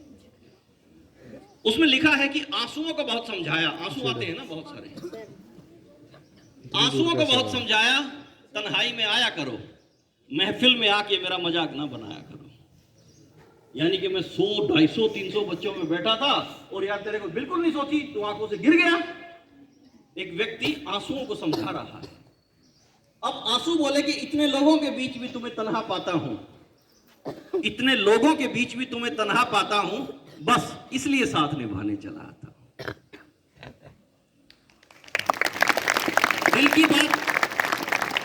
दिल की बात आंसुओं से आ गई, जुबान से आ गई। अगर जुबान से आ जाएगी तो बेहतर है सुरक्षा के दृष्टिकोण से। जब किसी की याद आती है, कोई गलत या सही घटना याद आती है, कोई व्यक्ति याद आता है, तो उस वक्त हमें वो बातें साझी करनी चाहिए अपने अभिभावकों के साथ, क्योंकि माता पिता से बढ़िया शिक्षक और परामर्शदाता कोई भी नहीं है। सिर्फ भरोसा कीजिए। अगर आप भरोसा करेंगे तो आप सुरक्षित रहेंगे। आपको चाहिए कि किसी भी तरह की चिंता, किसी भी तरह की परेशानी का निवारण आप माता पिता से हासिल कीजिए। जब उनके बस का नहीं है, आपके टीचर्स आपका मार्गदर्शन करेंगे। और हरियाणा राज्य बाल कल्याण परिषद ने, राज्य सरकार ने, महामहिम गवर्नर साहब ने स्पेशल ये मनोवैज्ञानिक ऊर्जा, प्रेरणा और समस्या निदान की परियोजना, बाल सलाह, परामर्श एवं कल्याण केंद्रों की स्थापना इसलिए राज्य सरकार ने शुरू की है, हरियाणा राज्य बाल कल्याण परिषद ने, कि हमारे बच्चों की सुरक्षा के लिए हम हर कोई जिम्मेदार है। लेकिन बेटा, इसके नतीजे तब मिलेंगे जब निरंतरता बनी रहेगी। अगर एक कार्यक्रम हुआ और आप चले गए अपने रास्ते, मैं चला गया अपने रास्ते, अगली दिन मन में कोई सवाल होगा तो किससे जवाब हासिल करोगे? समस्याएं तो जस की तस रहेंगी, एकदम से नहीं बदलेंगी, बदलेंगी। निरंतरता अगर कायम रहेगी तो बदलेगी। 9416108132 मेरे साथ साथ 8 काउंसलर्स के नंबर भी हैं। आप अपने परिवार, अपने फैमिली, अपने माता पिता के संरक्षण में इस नंबर पे बात कर सकते हो। घर बैठे आपको सुविधा मिलेगी, क्योंकि 30 के 30 दिन आपके दरवाजे तक पहुंचना बहुत कठिन है। संभव हो जाएगा, लेकिन उसके लिए आपके और आपके माता पिता को और स्कूल प्रबंधन को बहुत ही ज्यादा एक्टिवली काम करना पड़ेगा। इसलिए आपकी चिंता, आपकी परेशानी के निदान के लिए, उसके निवारण के लिए माता पिता से खुलकर संवाद करें, खुलकर बात करें। और वर्जित विषय जो होते हैं ना, लाइक किशोर अवस्था में बेटियों को मेडिकेटेड सैनिटरी नैपकिन के लिए एडवाइस किया जाता है, मैं करता हूं, हर किसी को करना चाहिए। इसको हम ना कहते हैं कि ये ना ना ना ना चुप, यानी कि कर ले, हो गया, अपने आप हो गया। कैसे वो, अच्छा चिड़िया उड़ा रहा है क्या? मैं तो ऐसे भी समझ सकता हूं। लड़के ने साहस किया कि नहीं सर, ये मेरी बहन के लिए और घर में बेटियों के लिए और मेरी दोस्त के लिए ये चीज जरूरी है। और दूसरा कहे ऐसे नहीं बोला करते। जैसे वर्जित क्षेत्र होता है ना, प्रोहिबिटेड एरिया, इस तरह के विषय वर्जित मान लिए गए हैं समाज में। लेकिन बेटा अगर हम महिला सशक्तिकरण की बात करते हैं तो अच्छा स्वास्थ्य चाहिए। सामाजिक सशक्तिकरण की अगर बात करेंगे तो उसमें बच्चे, किशोर, युवा, वृद्ध, हर किसी की भूमिका होगी। और आप अपनी भूमिका सरलता से, सहजता से निभा सकते हैं, क्योंकि आपके जितने ये जो भी रिलेशन है, बहन है, वो दोस्त हैं, उनकी सुरक्षा की गारंटी पहले आपकी है, क्योंकि आप उनके सहपाठी हैं, आप साथ पढ़ते हैं, एक प्रांगण में रहते हैं, घर के पड़ोसी हैं या नहीं है, आपका ब्लड रिलेशन है या नहीं है, कोई महत्व नहीं रखता इस बात का। और इतनी ही सुरक्षा की दृष्टिकोण से बेटा आपको उन बच्चों की सोचनी है। किसी भाई को कोई भी मदद चाहिए, किसी दोस्त को कोई मदद चाहिए, मैं बताऊंगी। कोविड को याद रखना, कभी मत भूलना, बहुत अच्छा सबक दे के गया। कोरोना काल निकल गया, कहीं कहीं संकेत आ रहे हैं, चाइना में अभी भी लॉकडाउन हो रहा है। एक बहुत अच्छा मैसेज है बेटा, और विशेष तौर से किशोर अवस्था में, जब तक परिपक्वता नहीं आती शारीरिक और मानसिक स्तर पे, मुझे मालूम है, मैं बता सकता हूं, मैं समझता हूं, नादान नहीं हूं, लेकिन उसके लिए एक उम्र तक बहुत संघर्ष करना होगा। कोविड ने संदेश दिया है, कीप फिजिकल डिस्टेंसिंग, दिया है ना, सिर्फ इसको फॉलो कीजिए बेटा। दोस्ती कोई बुरी चीज नहीं है, तू मेरी दोस्त है, मैं तेरी दोस्त हूं। एक केस स्टडी आपको बताता हूं, चाइल्ड लाइन की, इसी बात से मुझे याद आ गई। एक बेटी और एक बेटा, लाइक आपका स्कूल है, कोएड है, वो गुड़िया और उसका एक दोस्त, वो दोस्त जो लड़का है, मोनू, सोनू, कुछ भी नाम दे सकते हैं उसको, कुछ भी नाम दे सकते हैं, क्योंकि साइकोलॉजिकल काउंसलिंग के एथिक्स हैं कि किसी भी व्यक्ति विशेष की प्राइवेसी लीक नहीं की जाएगी। लेकिन वो केस स्टडी में इसलिए साझा कर रहा हूं कि इस तरह की घटनाएं कहीं भी किसी के साथ हो सकती है, उससे बचाव के लिए कोई बात नहीं, ये चल जाएगा। Okay, hello.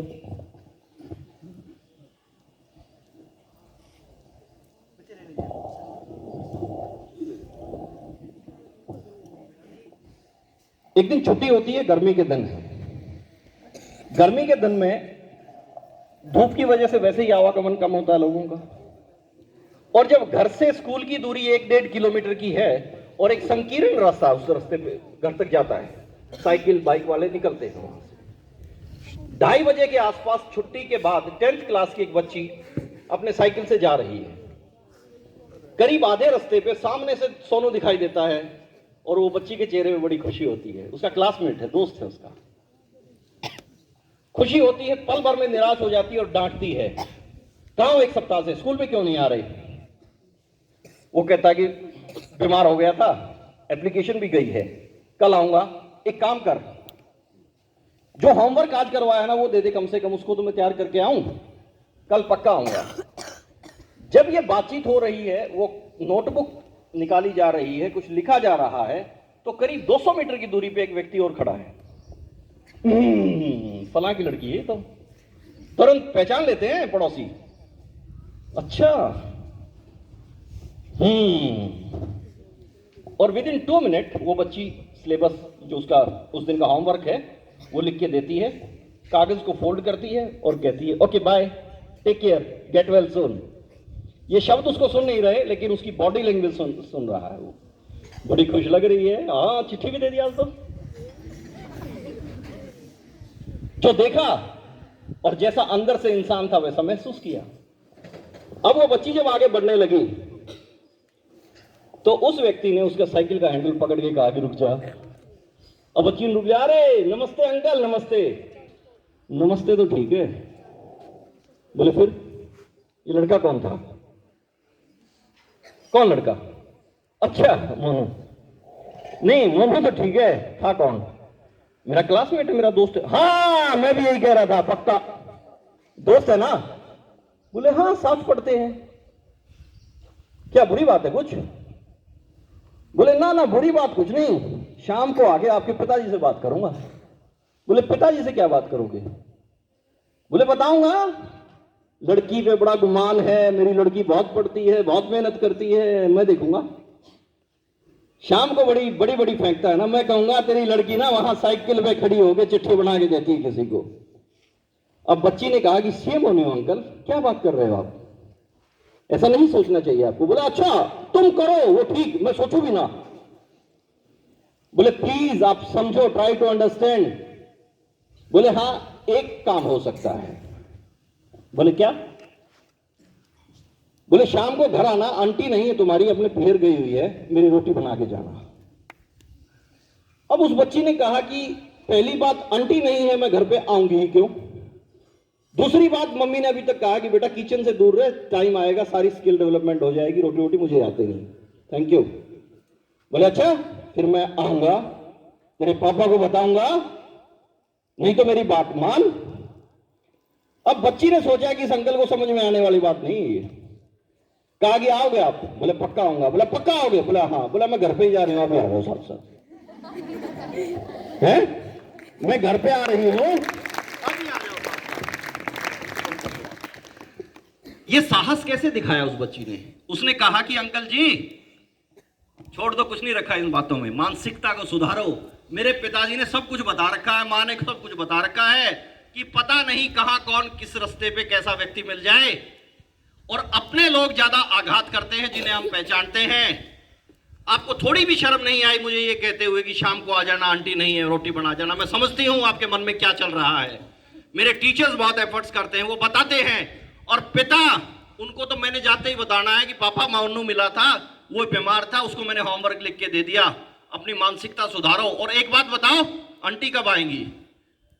बोले आंटी आएंगी 2-3 दिन के बाद। बोले तब आऊंगी मैं, और तब आऊंगी और बताऊंगी कि उस पिछले सप्ताह उस मोड़ पे एक आंटी के साथ कुछ क्या कर रहे थे, क्या कर रहे थे, मैं बताऊंगी।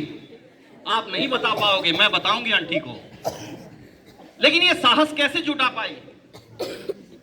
क्योंकि अभिभावकों से खुला संवाद था। ये चिंता, ये तनाव लेके घर पे क्यों जाऊंगी कि फलां अंकल ने छेड़ दिया, जाते ही बताऊंगी। क्योंकि माता पिता ने बहुत अच्छे से समझा रखा है, बता रखा है और कह रखा है कि जितना डरोगी उतना तुम्हें डराएंगे, जितना डरोगी उतना तुम्हें डराएंगे। सदियों से समझाया है इनको, लेकिन यह लोग कभी नहीं समझ पाएंगे। पिताजी ने कहा है आपको अपने बिहेवियरल टेक्निक्स को अप्लाई करना है, साइकोलॉजी को नोट करना है। आप गलत नहीं हो, आप कमजोर नहीं हो, डरोगे क्यों? इसलिए अंकल जी मैं डरती नहीं हूं, और तुम्हारे मन में पाप है, खोट है, मैं अंकल आके बताऊंगी आंटी को कि तुम कैसे हो।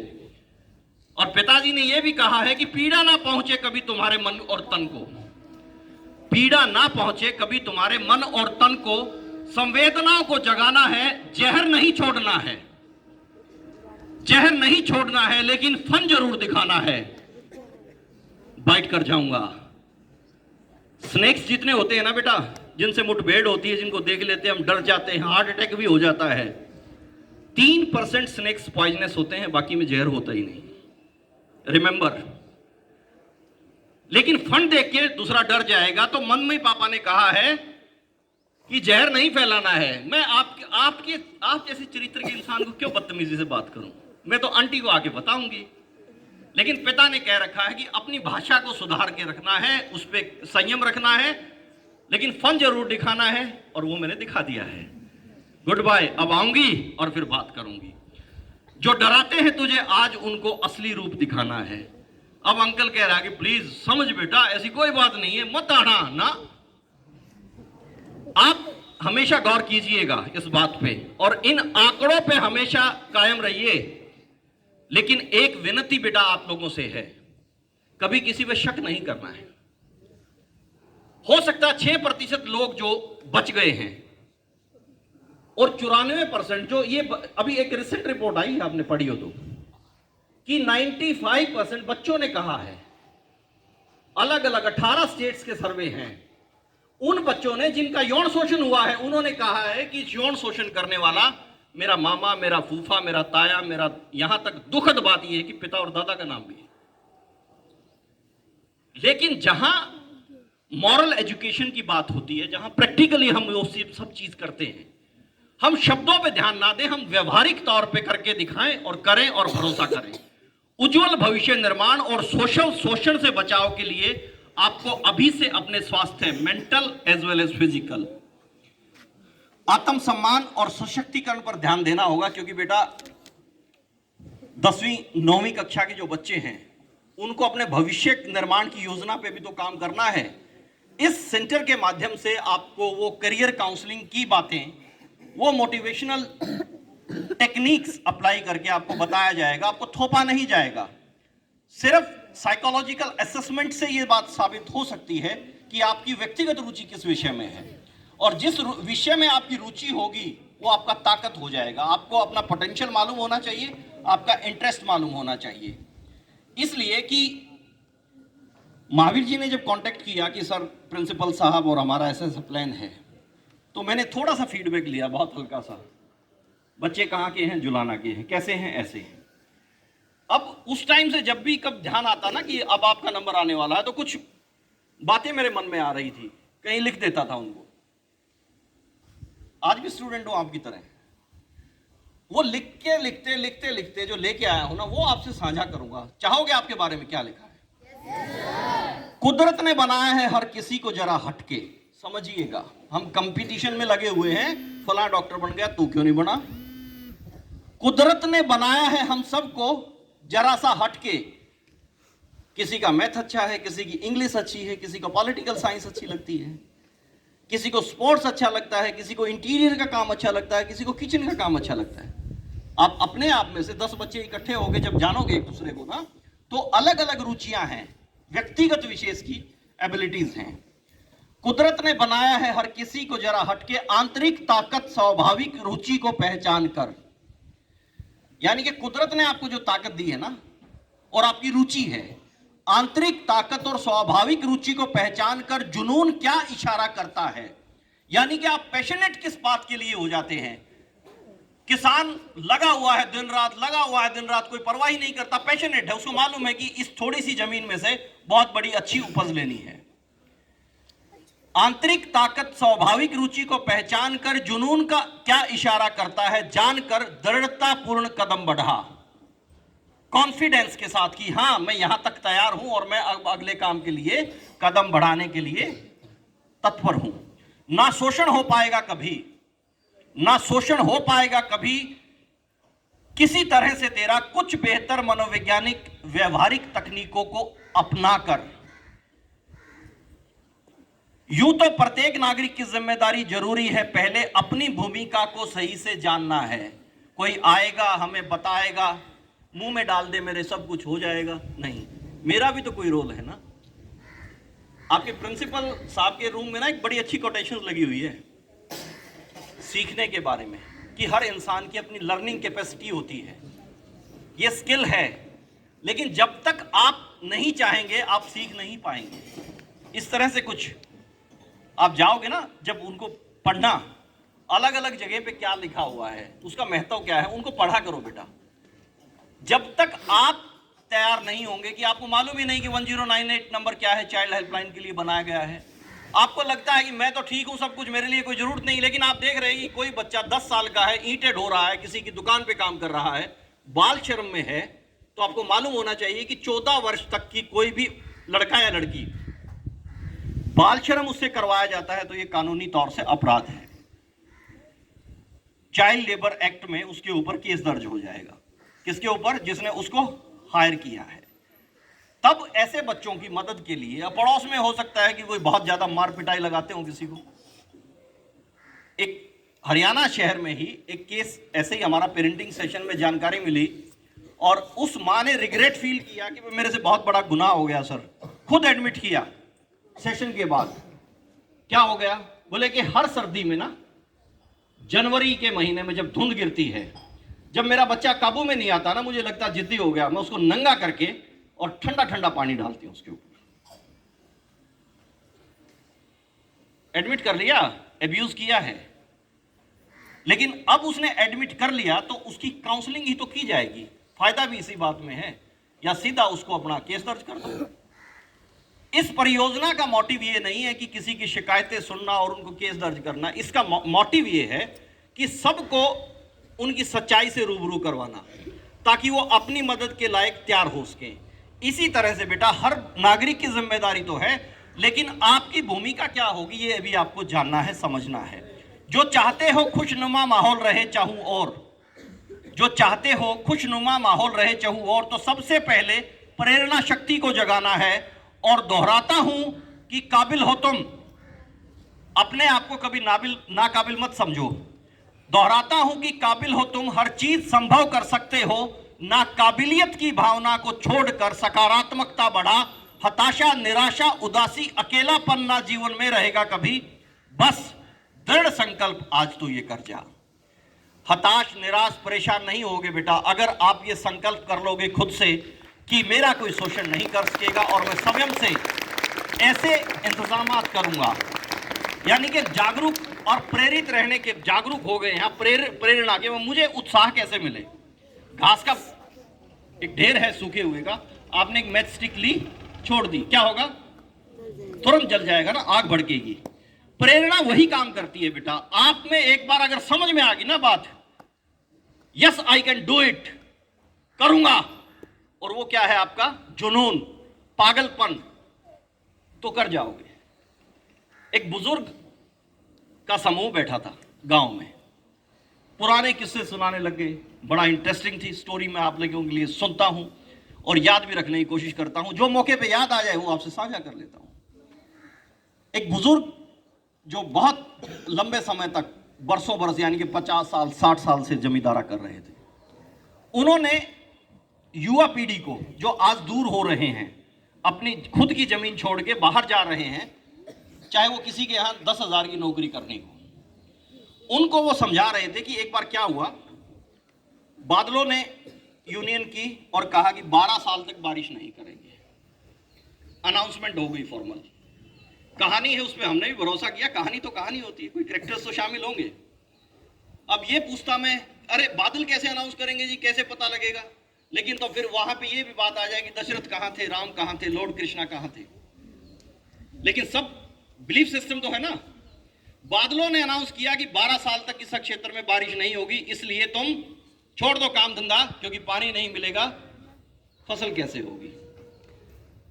सामूहिक चर्चा में सबने निर्णय किया कि भैया चलो और कोई काम धंधा देख लेते हैं। लेकिन एक किसान ने कहा कि ना, मेरा जुनून है, ये पैशन है कि मैं इस जमीन से ही पैदा करूंगा और सब कुछ हासिल करूंगा। बोले कि सुना नहीं क्या, अलग से अनाउंसमेंट होगी? बोले सुन लिया सब कुछ, लेकिन बिलीफ सिस्टम है, मुझे मालूम है कि मैं मेहनत करूंगा, जोतूंगा और इस सोने की तरह इस धरती को तैयार कर दूंगा तो फसल होगी। अरे पानी नहीं होगा तो कहां से होगी? बहुत तरह से समझाया लोगों को, जैसे आपको समझाते हैं कि ये मत कर पढ़ना छोड़ दे, शादी कर ले, लड़की ही तो है, घर पे रोटी तो करनी है, पढ़ाई करके क्या करेंगे? माँ बाप को समझाते हैं ये बच्चे, पड़ोसी माँ बाप को समझाते हैं, विशेष तौर से बेटियों को, कि ना पढ़े ये। लेकिन वो माँ बाप सशक्त है उस किसान की तरह, डटे हुए हैं, नहीं बच्ची पढ़ेगी, 50 किलोमीटर जाना पड़ेगा, 500 किलोमीटर भी भेजूंगा, पढ़ेगी। वो किसान ने कहा कि भैया मैं तो काम करूंगा। सभी चले गए और सब मजाक करते रहे, पागल हो गया है, मूर्ख है, कुछ नहीं होने वाला। एक दिन वो भ्रमण पे बादल जब चल रहे थे तो किसी की नजर गई, बोले अनाउंसमेंट किया था, इस पे असर ही नहीं हुआ। नीचे आया और बात की कि पता नहीं क्या बारिश नहीं होगी 12 साल तक। बोले हाँ लोग ऐसा कह रहे हैं। बोले हमने ही तो कहा है, हमारी तो काम है ये, हम ही तो बारिश करेंगे। बोले वो बात तो सारी ठीक है, लेकिन तुम शायद ना गुमान, अहंकार में एक चीज भूल गए हो। बोले क्या? बोले मैं बड़ा धैर्य से काम लेता हूं और मुझे भरोसा है खुद पे, और ये मेरा जुनून है, ये जमीन है ना, ये मेरी माँ है और ये मुझे बहुत उपजाऊपन से देती है। अगर मैं ये काम छोड़ दूं, मैंने भी सोचा था मेरे औजार पे जंग लग जाएगा, काम कैसे होंगे, और मैं 12 साल में काम करना ही भूल जाऊंगा, खेत कैसे जोतते हैं, मैं पढ़ूंगा नहीं तो मेरा इंटरेस्ट खत्म हो जाएगा। जैसे स्टूडेंट्स कहते हैं, टीचर को कहोगे जी आप 2 साल ना ऐसे ही ठाठ से रहो, फिर आगे पढ़ाना होगा, सर 2 साल में तो सब कुछ साफ हो जाएगा। 12 साल अगर मैं खेती नहीं करूंगा तो मैं किसानी करना भूल जाऊंगा। और सुनो, अनाउंसमेंट तो ठीक है तुम्हारी, एक बात पे गौर जरूर करना, अपने मुखिया को बताना जाके, अगर 12 साल तक बारिश नहीं करोगे, जो तुम्हारी मॉरल और प्राइमरी ड्यूटी है, बारिश करना भूल जाओगे, फिर क्या करोगे? इस अंदाज में कहते ही उसको बड़ा झटका लगा और वो तुरंत गया और कहा कि सुनो सुनो सुनो। बोले एक किसान मिला, अनपढ़, काला कॉलर, फटे हुए कपड़े, लेकिन बुद्धिजीवी, वाइज मैन। उसने बड़ी काम की बात की कि ये काम जो हमारा निर्धारित है अगर ये नहीं करेंगे तो भूल जाएंगे। सबने ये बात पे गौर किया और झमाझम बारिश हुई। अब उस इलाके में सिर्फ उस किसान के यहां फसल हुई और मन मर्जी के रेट उसको मिले। अगर बेटा आपको अपनी स्किल पे, अपने पैशन पे ध्यान रहेगा और कुदरती हुनर जो दिया है ना, स्किल है, यानी कि कुदरत ने आपको हंसने की ताकत दी है, खुश रहने की ताकत दी है, सीखने की ताकत दी है, बी रिसेप्टिव। तो समझो कि कुदरती हुनर को पहचान लिया है मैंने, कुदरती हुनर को पहचान लिया है मैंने, किस मकसद से जन्म हुआ है मेरा जान लिया है मैंने। कोई तो मकसद है आपके जीवन का, आपको लाइफ से हासिल क्या करना है। ऊपर वाले ने किसी लिए तो आपको इस मानव शरीर दिया है ना, इसका कोई ना कोई तो बेटा मकसद है। उस किसान का मकसद था, आप एक विद्यार्थी का मकसद है, आप अच्छे स्पोर्ट्समैन हो सकते हैं, आपकी वहां अचीवमेंट हो सकती है। मैं सिर्फ ये बात नहीं कर रहा कि यहाँ डॉक्टर इंजीनियर ही बनेंगे, आप अच्छे टीचर बन सकते हैं। कोई भी इंटरेस्ट जो आपका है उसको पैशनेट तरीके से कीजिए और जान लीजिए कि कुदरती हुनर जो दिया है वो जान लिया है मैंने, किस मकसद से जन्म हुआ है मेरा पहचान लिया है मैंने। सहयोग की उम्मीद तो रखता हूं, एक दूसरे को कॉपरेट करना चाहिए। सहयोग की उम्मीद तो रखता हूं, जो दोगे साथ मेरा तो मंजिल को जल्द ही पा जाऊंगा। मम्मी पापा सिर्फ मेरे पैशन के साथ मेरा साथ दे दो। टीचर्स को रिक्वेस्ट करो कि मुझे थोड़ा एडिशनल टाइम दे दो, अगर आप साथ दे दोगे तो मैं मंजिल को बहुत जल्दी पा जाऊंगा, मैं कमिटमेंट करता हूं। ऐसा ही एक भाव किसी व्यक्ति विशेष का है कि सहयोग की उम्मीद रखता हूं, जो दोगे साथ मेरा तो मंजिल को जल्द ही पा जाऊंगा। रखोगे जो दूरी बनाकर रुकूंगा तब भी नहीं, साथ भरपूर दोबारा निभाऊंगा। हाँ, जो संकल्प लिया है आज मैंने, मैं उसको जरूर पूरा कर जाऊंगा। Be determinant. और बेटा याद रखना कि आप जब मंजिल की ओर दौड़ते हैं, आपका लक्ष्य को अचीव करने के लिए जाते हैं, आपको नकारात्मक प्रवृत्ति के लोग इसलिए ज्यादा मिलते हैं कि ये साइकोलॉजिकल रिसर्च है। 100 में से 77 लोग, 77% नेगेटिव थिंकर्स होते हैं, 23% ही हैं जो पॉजिटिव एटीट्यूड के हैं। एक तो लाइक माइंडेड लोगों के साथ रहो, अच्छे विचार जिन इंसान के हों, और कोई ऐसा दोस्त, चाहे वो लड़की लड़की है, लड़का लड़का है या लड़का और लड़की है, कोई ऐसा दोस्त नहीं होना चाहिए कि परिवार में उसका पता ही ना हो। परिवार के सदस्यों से जो मिलने के लिए परहेज करता है वो अच्छा दोस्त हो ही नहीं सकता। खुल के जो आपके पीछे से बात करता है वो परिवार के सदस्यों के साथ भी वैसी बात करता है। इशारों को समझ के अकेले में मिलना है, थोड़ी देर के लिए आजा, गौर कीजिए। सुरक्षा के दृष्टिकोण से ये ठीक नहीं है, क्योंकि भावनात्मक विकास हो रहा है और संभावना है कि कहीं ठोकर लग सकती है। मैं उम्मीद करता हूं कि आप व्यक्तिगत रूप से, परोक्ष रूप से तो इन बातों को समझेंगे, अप्लाई करेंगे ही। इंटरनेट और सोशल मीडिया के दौर में वर्चुअल क्लासेस चल रही थी ना, अभी भी रिसर्च ये सामने आई कि 18 वर्ष तक की उम्र में जो बच्चे हैं, 88% लोग, 88% सोशल मीडिया पे अपने आप को रखते हैं। सोशल मीडिया का मतलब है व्हाट्सएप ग्रुप है उनके, फेसबुक आईडी है, ट्विटर है, इंस्टाग्राम है। आप कितना यूज करते हैं, कितना नहीं करते हैं, गौर कीजिए। अगर गैर जरूरी तरीके से औसतन 3 घंटे अगर आप इस्तेमाल करते हैं तो समझिए कि 1 ग्राम कोकीन का नशा कर रहे हैं। ये वर्ल्ड हेल्थ ऑर्गेनाइजेशन की रिपोर्ट है। भावनात्मक रूप से आप अपने आप से भी दूर हो जाएंगे, सोशलाइजेशन खत्म हो जाएगा बेटा, अगर आप यूं ही सोशल मीडिया पे बने रहे। इंटरनेट की तेज स्पीड, 5G हो गया 4G से, इंटरनेट की तेज स्पीड और सोशल मीडिया का गैर जरूरी निरंतर उपयोग आप बच्चों को मनोवैज्ञानिक व भावनात्मक रूप से तो हानि पहुंचा ही रहा है, इसके साथ साथ साइबर बुलिंग के केसेस बहुत बढ़ रहे हैं। ऑनलाइन आपके बुलिंग की जाती है, आपको धमकियां दी जाती हैं, आपका शोषण किया जाता है। और चाइल्ड पोर्नोग्राफी, यानी कि उसमें कुछ ऐसे चलचित्र, कुछ ऐसी फोटो, कुछ ऐसी वीडियोस जो बड़ों के लायक भी नहीं होती, कम से कम आप बच्चों के लायक तो है नहीं, उसमें आपकी उत्तेजना बढ़ती है क्योंकि उम्र का विकास है। आप इसलिए गौर कीजिए, जब इस तरह के कंटेंट्स कहीं शेयर हो रहे हैं उसको स्किप कीजिए, उससे दूरी बना के रखें। और हैकिंग का भी एक मामला, यहां 5 लाख से ज्यादा बच्चों के साथ मेरी चर्चा रही है बेटा, ऑन एवरेज 2 घंटे के लिए 5 लाख से ज्यादा। बहुत बड़ा फिगर ये सामने आया है, यानी कि अगर 1000 बच्चों ने ऐसी रिपोर्ट की है तो बहुत बड़ा फिगर हो जाता है कि हैकिंग भी करते हैं, हम अपनी आइडेंटिटी छुपाते हैं और लोगों को तरह तरह से ट्रैप करने की कोशिश कर रहे हैं। इस पे फिल्म और सीरियल भी बनते हैं। मैं ये तो एडवाइस नहीं करता कि आप वहां अपनी एनर्जी वेस्ट करो, लेकिन इस बात को समझो, आप अपनी सुरक्षा के लिए स्वयं जिम्मेदार हो। तरीका सिर्फ यही है कि हर इस तरह के इवेंट में आपकी प्रतिभागिता सुनिश्चित करें और जागरूकता खुद की बढ़ाएं। किसी भी इंसान का स्पर्श करने का तरीका, उसका संवाद करने का तरीका, उसका व्यवहार सुखद और सहज तरीकों से ये जानकारी आपको बढ़ानी है। यानी कि अगर हमने एक प्रैक्टिकल डेमोन्स्ट्रेशन दिया तो वो सुखद और सहज तरीका था, पब्लिकली हम ऐसा कर रहे हैं। लेकिन मैं किसी बच्चे को ये कहूं कि अब अलग से आना, एक अलग से कमरे में आपको बताऊंगा, तो आपको सावधानी रखनी है कि ये चीज ठीक नहीं है और उधर अपने आप को नहीं बढ़ाना है। उस सीखने से अच्छा है ना सीखना। तो अगर वो अलग से कोई बता रहा है तो आपके घर के सदस्य, वो भी माता पिता आपको बता रहे हैं क्योंकि उनको पता है, लेकिन इस तरह का साहस कह के या चाह के वो भी नहीं करेंगे कि जब हम अकेले होंगे घर में तब समझाएंगे, बिल्कुल नहीं। और आप ये सावधानी रखिए कि जब आप अकेले हैं, लड़का है या लड़की है, घर में कोई पहचान वाला या आगंतुक आता है, उसका मोटिव क्या है, वो कम से कम आपके साथ तो कोई काम नहीं हो सकता। अगर हो सकता है तो इंफॉर्मेशन देना और इंफॉर्मेशन कलेक्ट करना। ऐसा व्यक्ति कोई आपकी किसी पेरेंट्स की, किसी बड़े की एब्सेंस में, चाहे वो बेटा है या बेटी है, और विशेष तौर से बेटियों से आग्रह जरूर करता हूं कि किसी ऐसे व्यक्ति को घर में एंटर करने की परमिशन नहीं देनी है।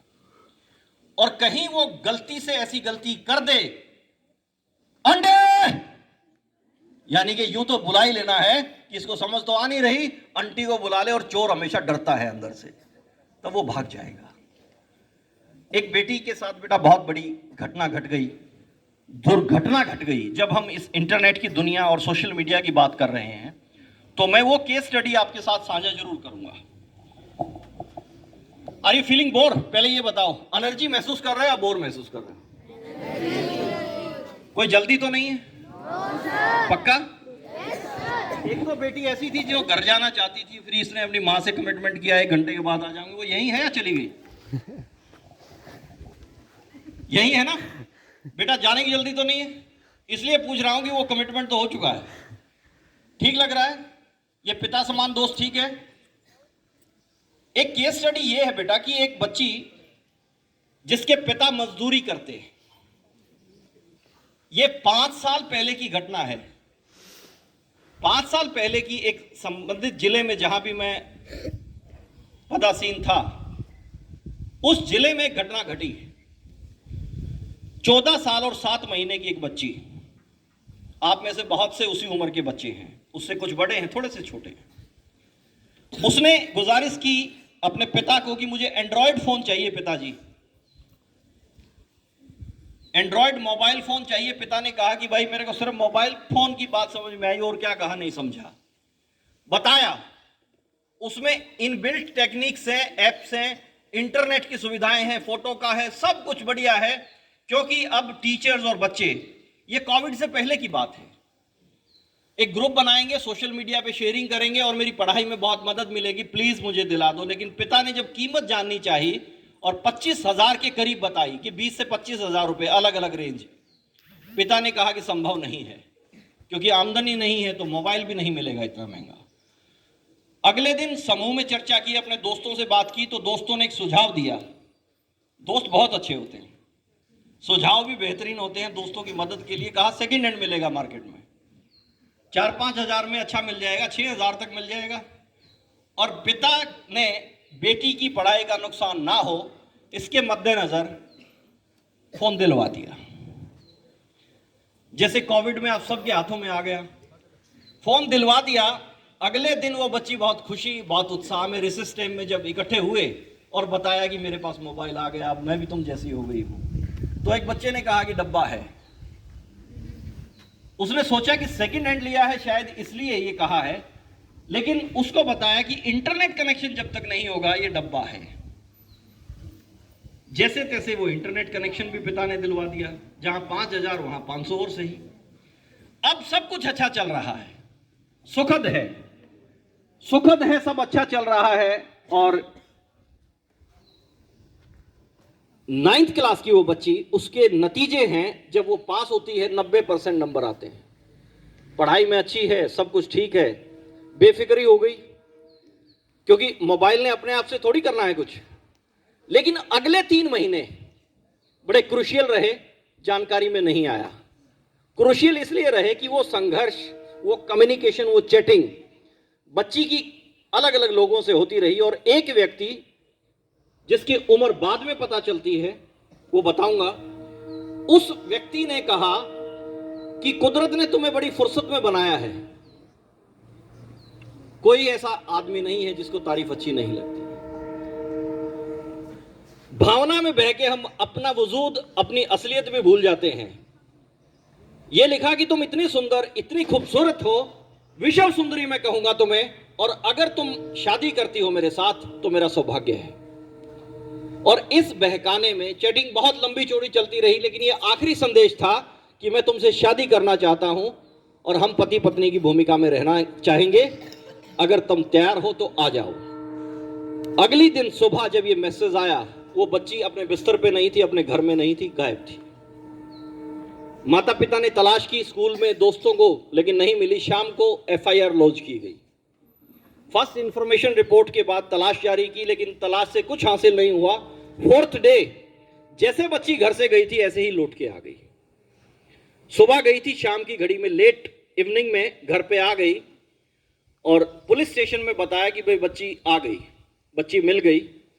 लेकिन ये मामला इतना संजीदा था कि वहां के डिप्टी कमिश्नर और सुप्रिंटेंडेंट पुलिस के संज्ञान में पर्सनली था, और मुझसे बात होने के बाद वो केस हमारे पास आया। उस बच्ची से जब बहुत, उसकी जो केस स्टडी हमारे पास थी, उसको और गहराई से हासिल करने की जब तैयारी थी, बातचीत की, तो 15 मिनट की बातचीत में बच्ची ने कहा कि सर मेरे से वो भूल हो गई है, वो चूक हो गई, वो पाप हो गया है जो मुझे नहीं करना चाहिए था। स्पष्ट बता देती हूं, मैं जीवन संवारना चाहती हूं, मैं मदद करना, मेरी कैसे कर सकते हो ये बताओ। गलती तो हो गई, मैं एक ही मैसेज देना चाहती हूं सभी दोस्तों को, बहनों को, भाइयों को। उस बच्ची ने कहा कि अगर आप ये मैसेज दे सको तो ये बताओ कि वो अपनी भावना में बह के किसी के झूठे बहकावे में आके घर को ना छोड़े, ट्रस्ट करे।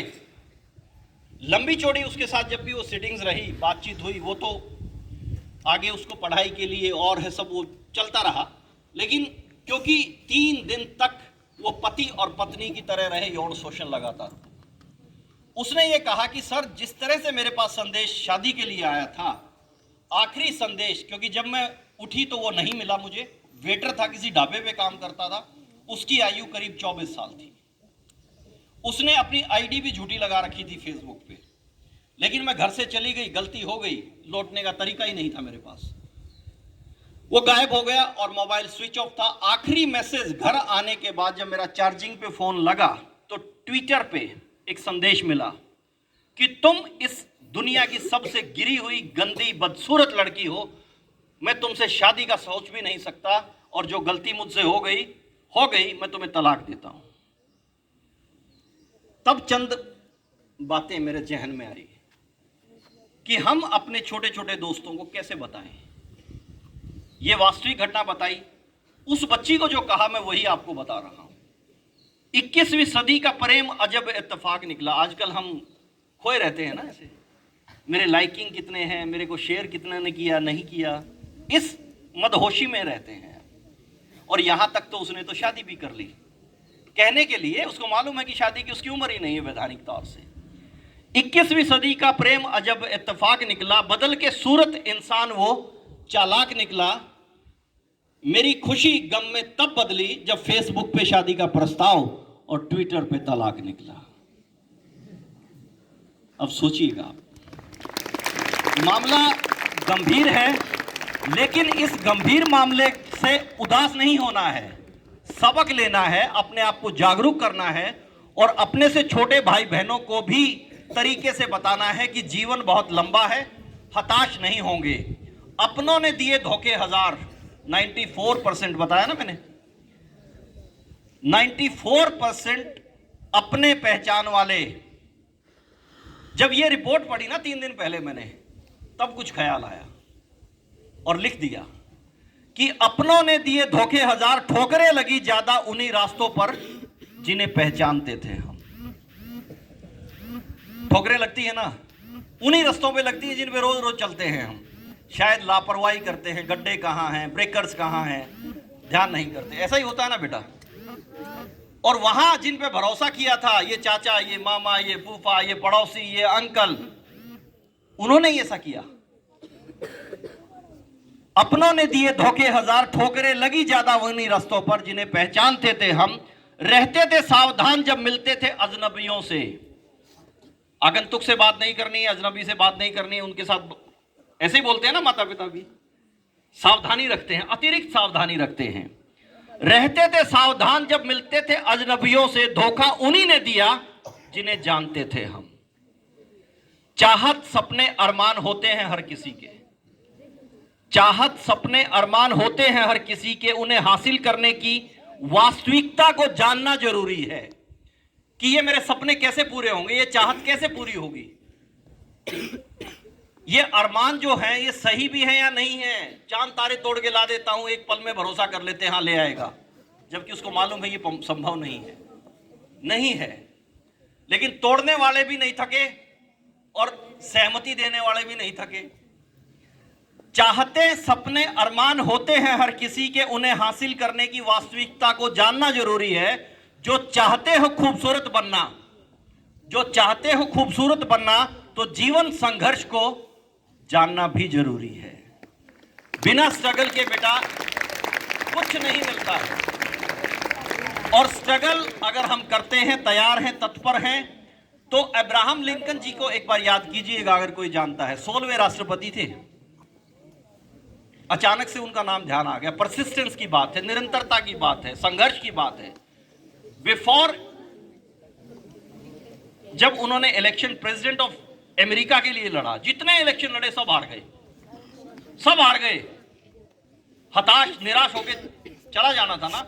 आपके साथ भी कुछ ऐसा हो सकता है, नंबर कम आ गए, फेल हो गए, एक विषय रह गया, नहीं समझ में आता, और उस हताशा में हम अपने आप को ड्रॉप आउट कर देते हैं ना। भरोसा बढ़ाइए अपना और स्किल डेवलप कीजिए कि कैसे। 8 बार इलेक्शन हारे before elected president of America.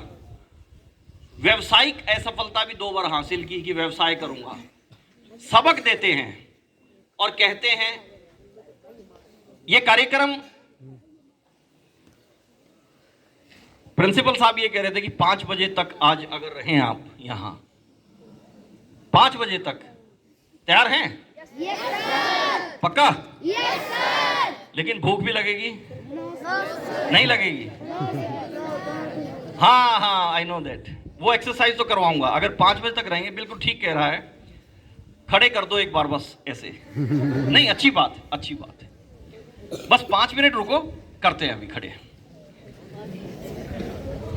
आप लिखना किस किस बच्चे को पसंद है? आप लिखते कितने बच्चे हैं? सबको लिखना अच्छा लगता है? बॉयज कम कह रहे हैं।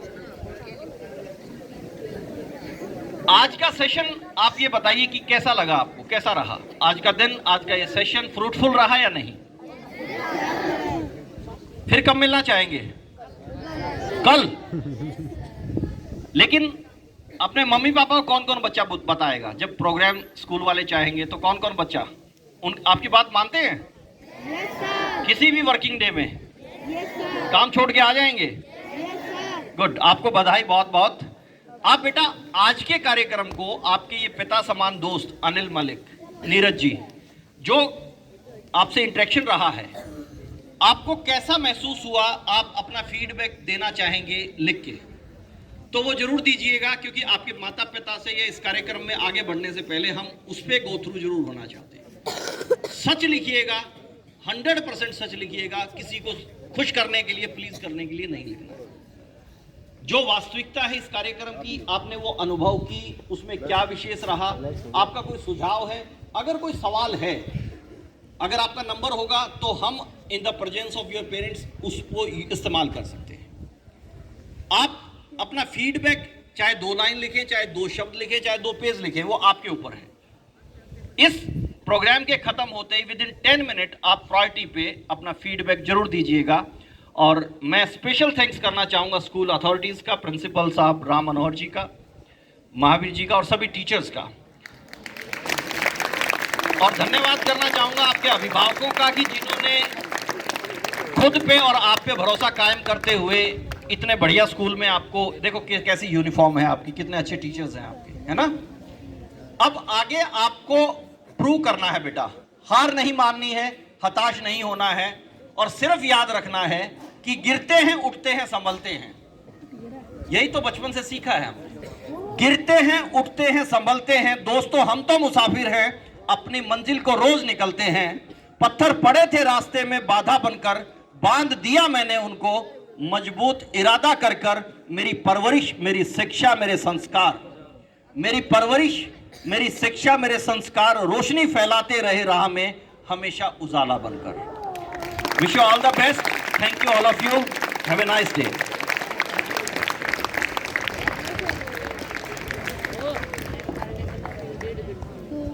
Thank you so much sir. Anil Malik ji का मैं तहे दिल से धन्यवाद करना चाहूँगी, जिन्होंने अपना कीमती समय हमारे बच्चों को दिया।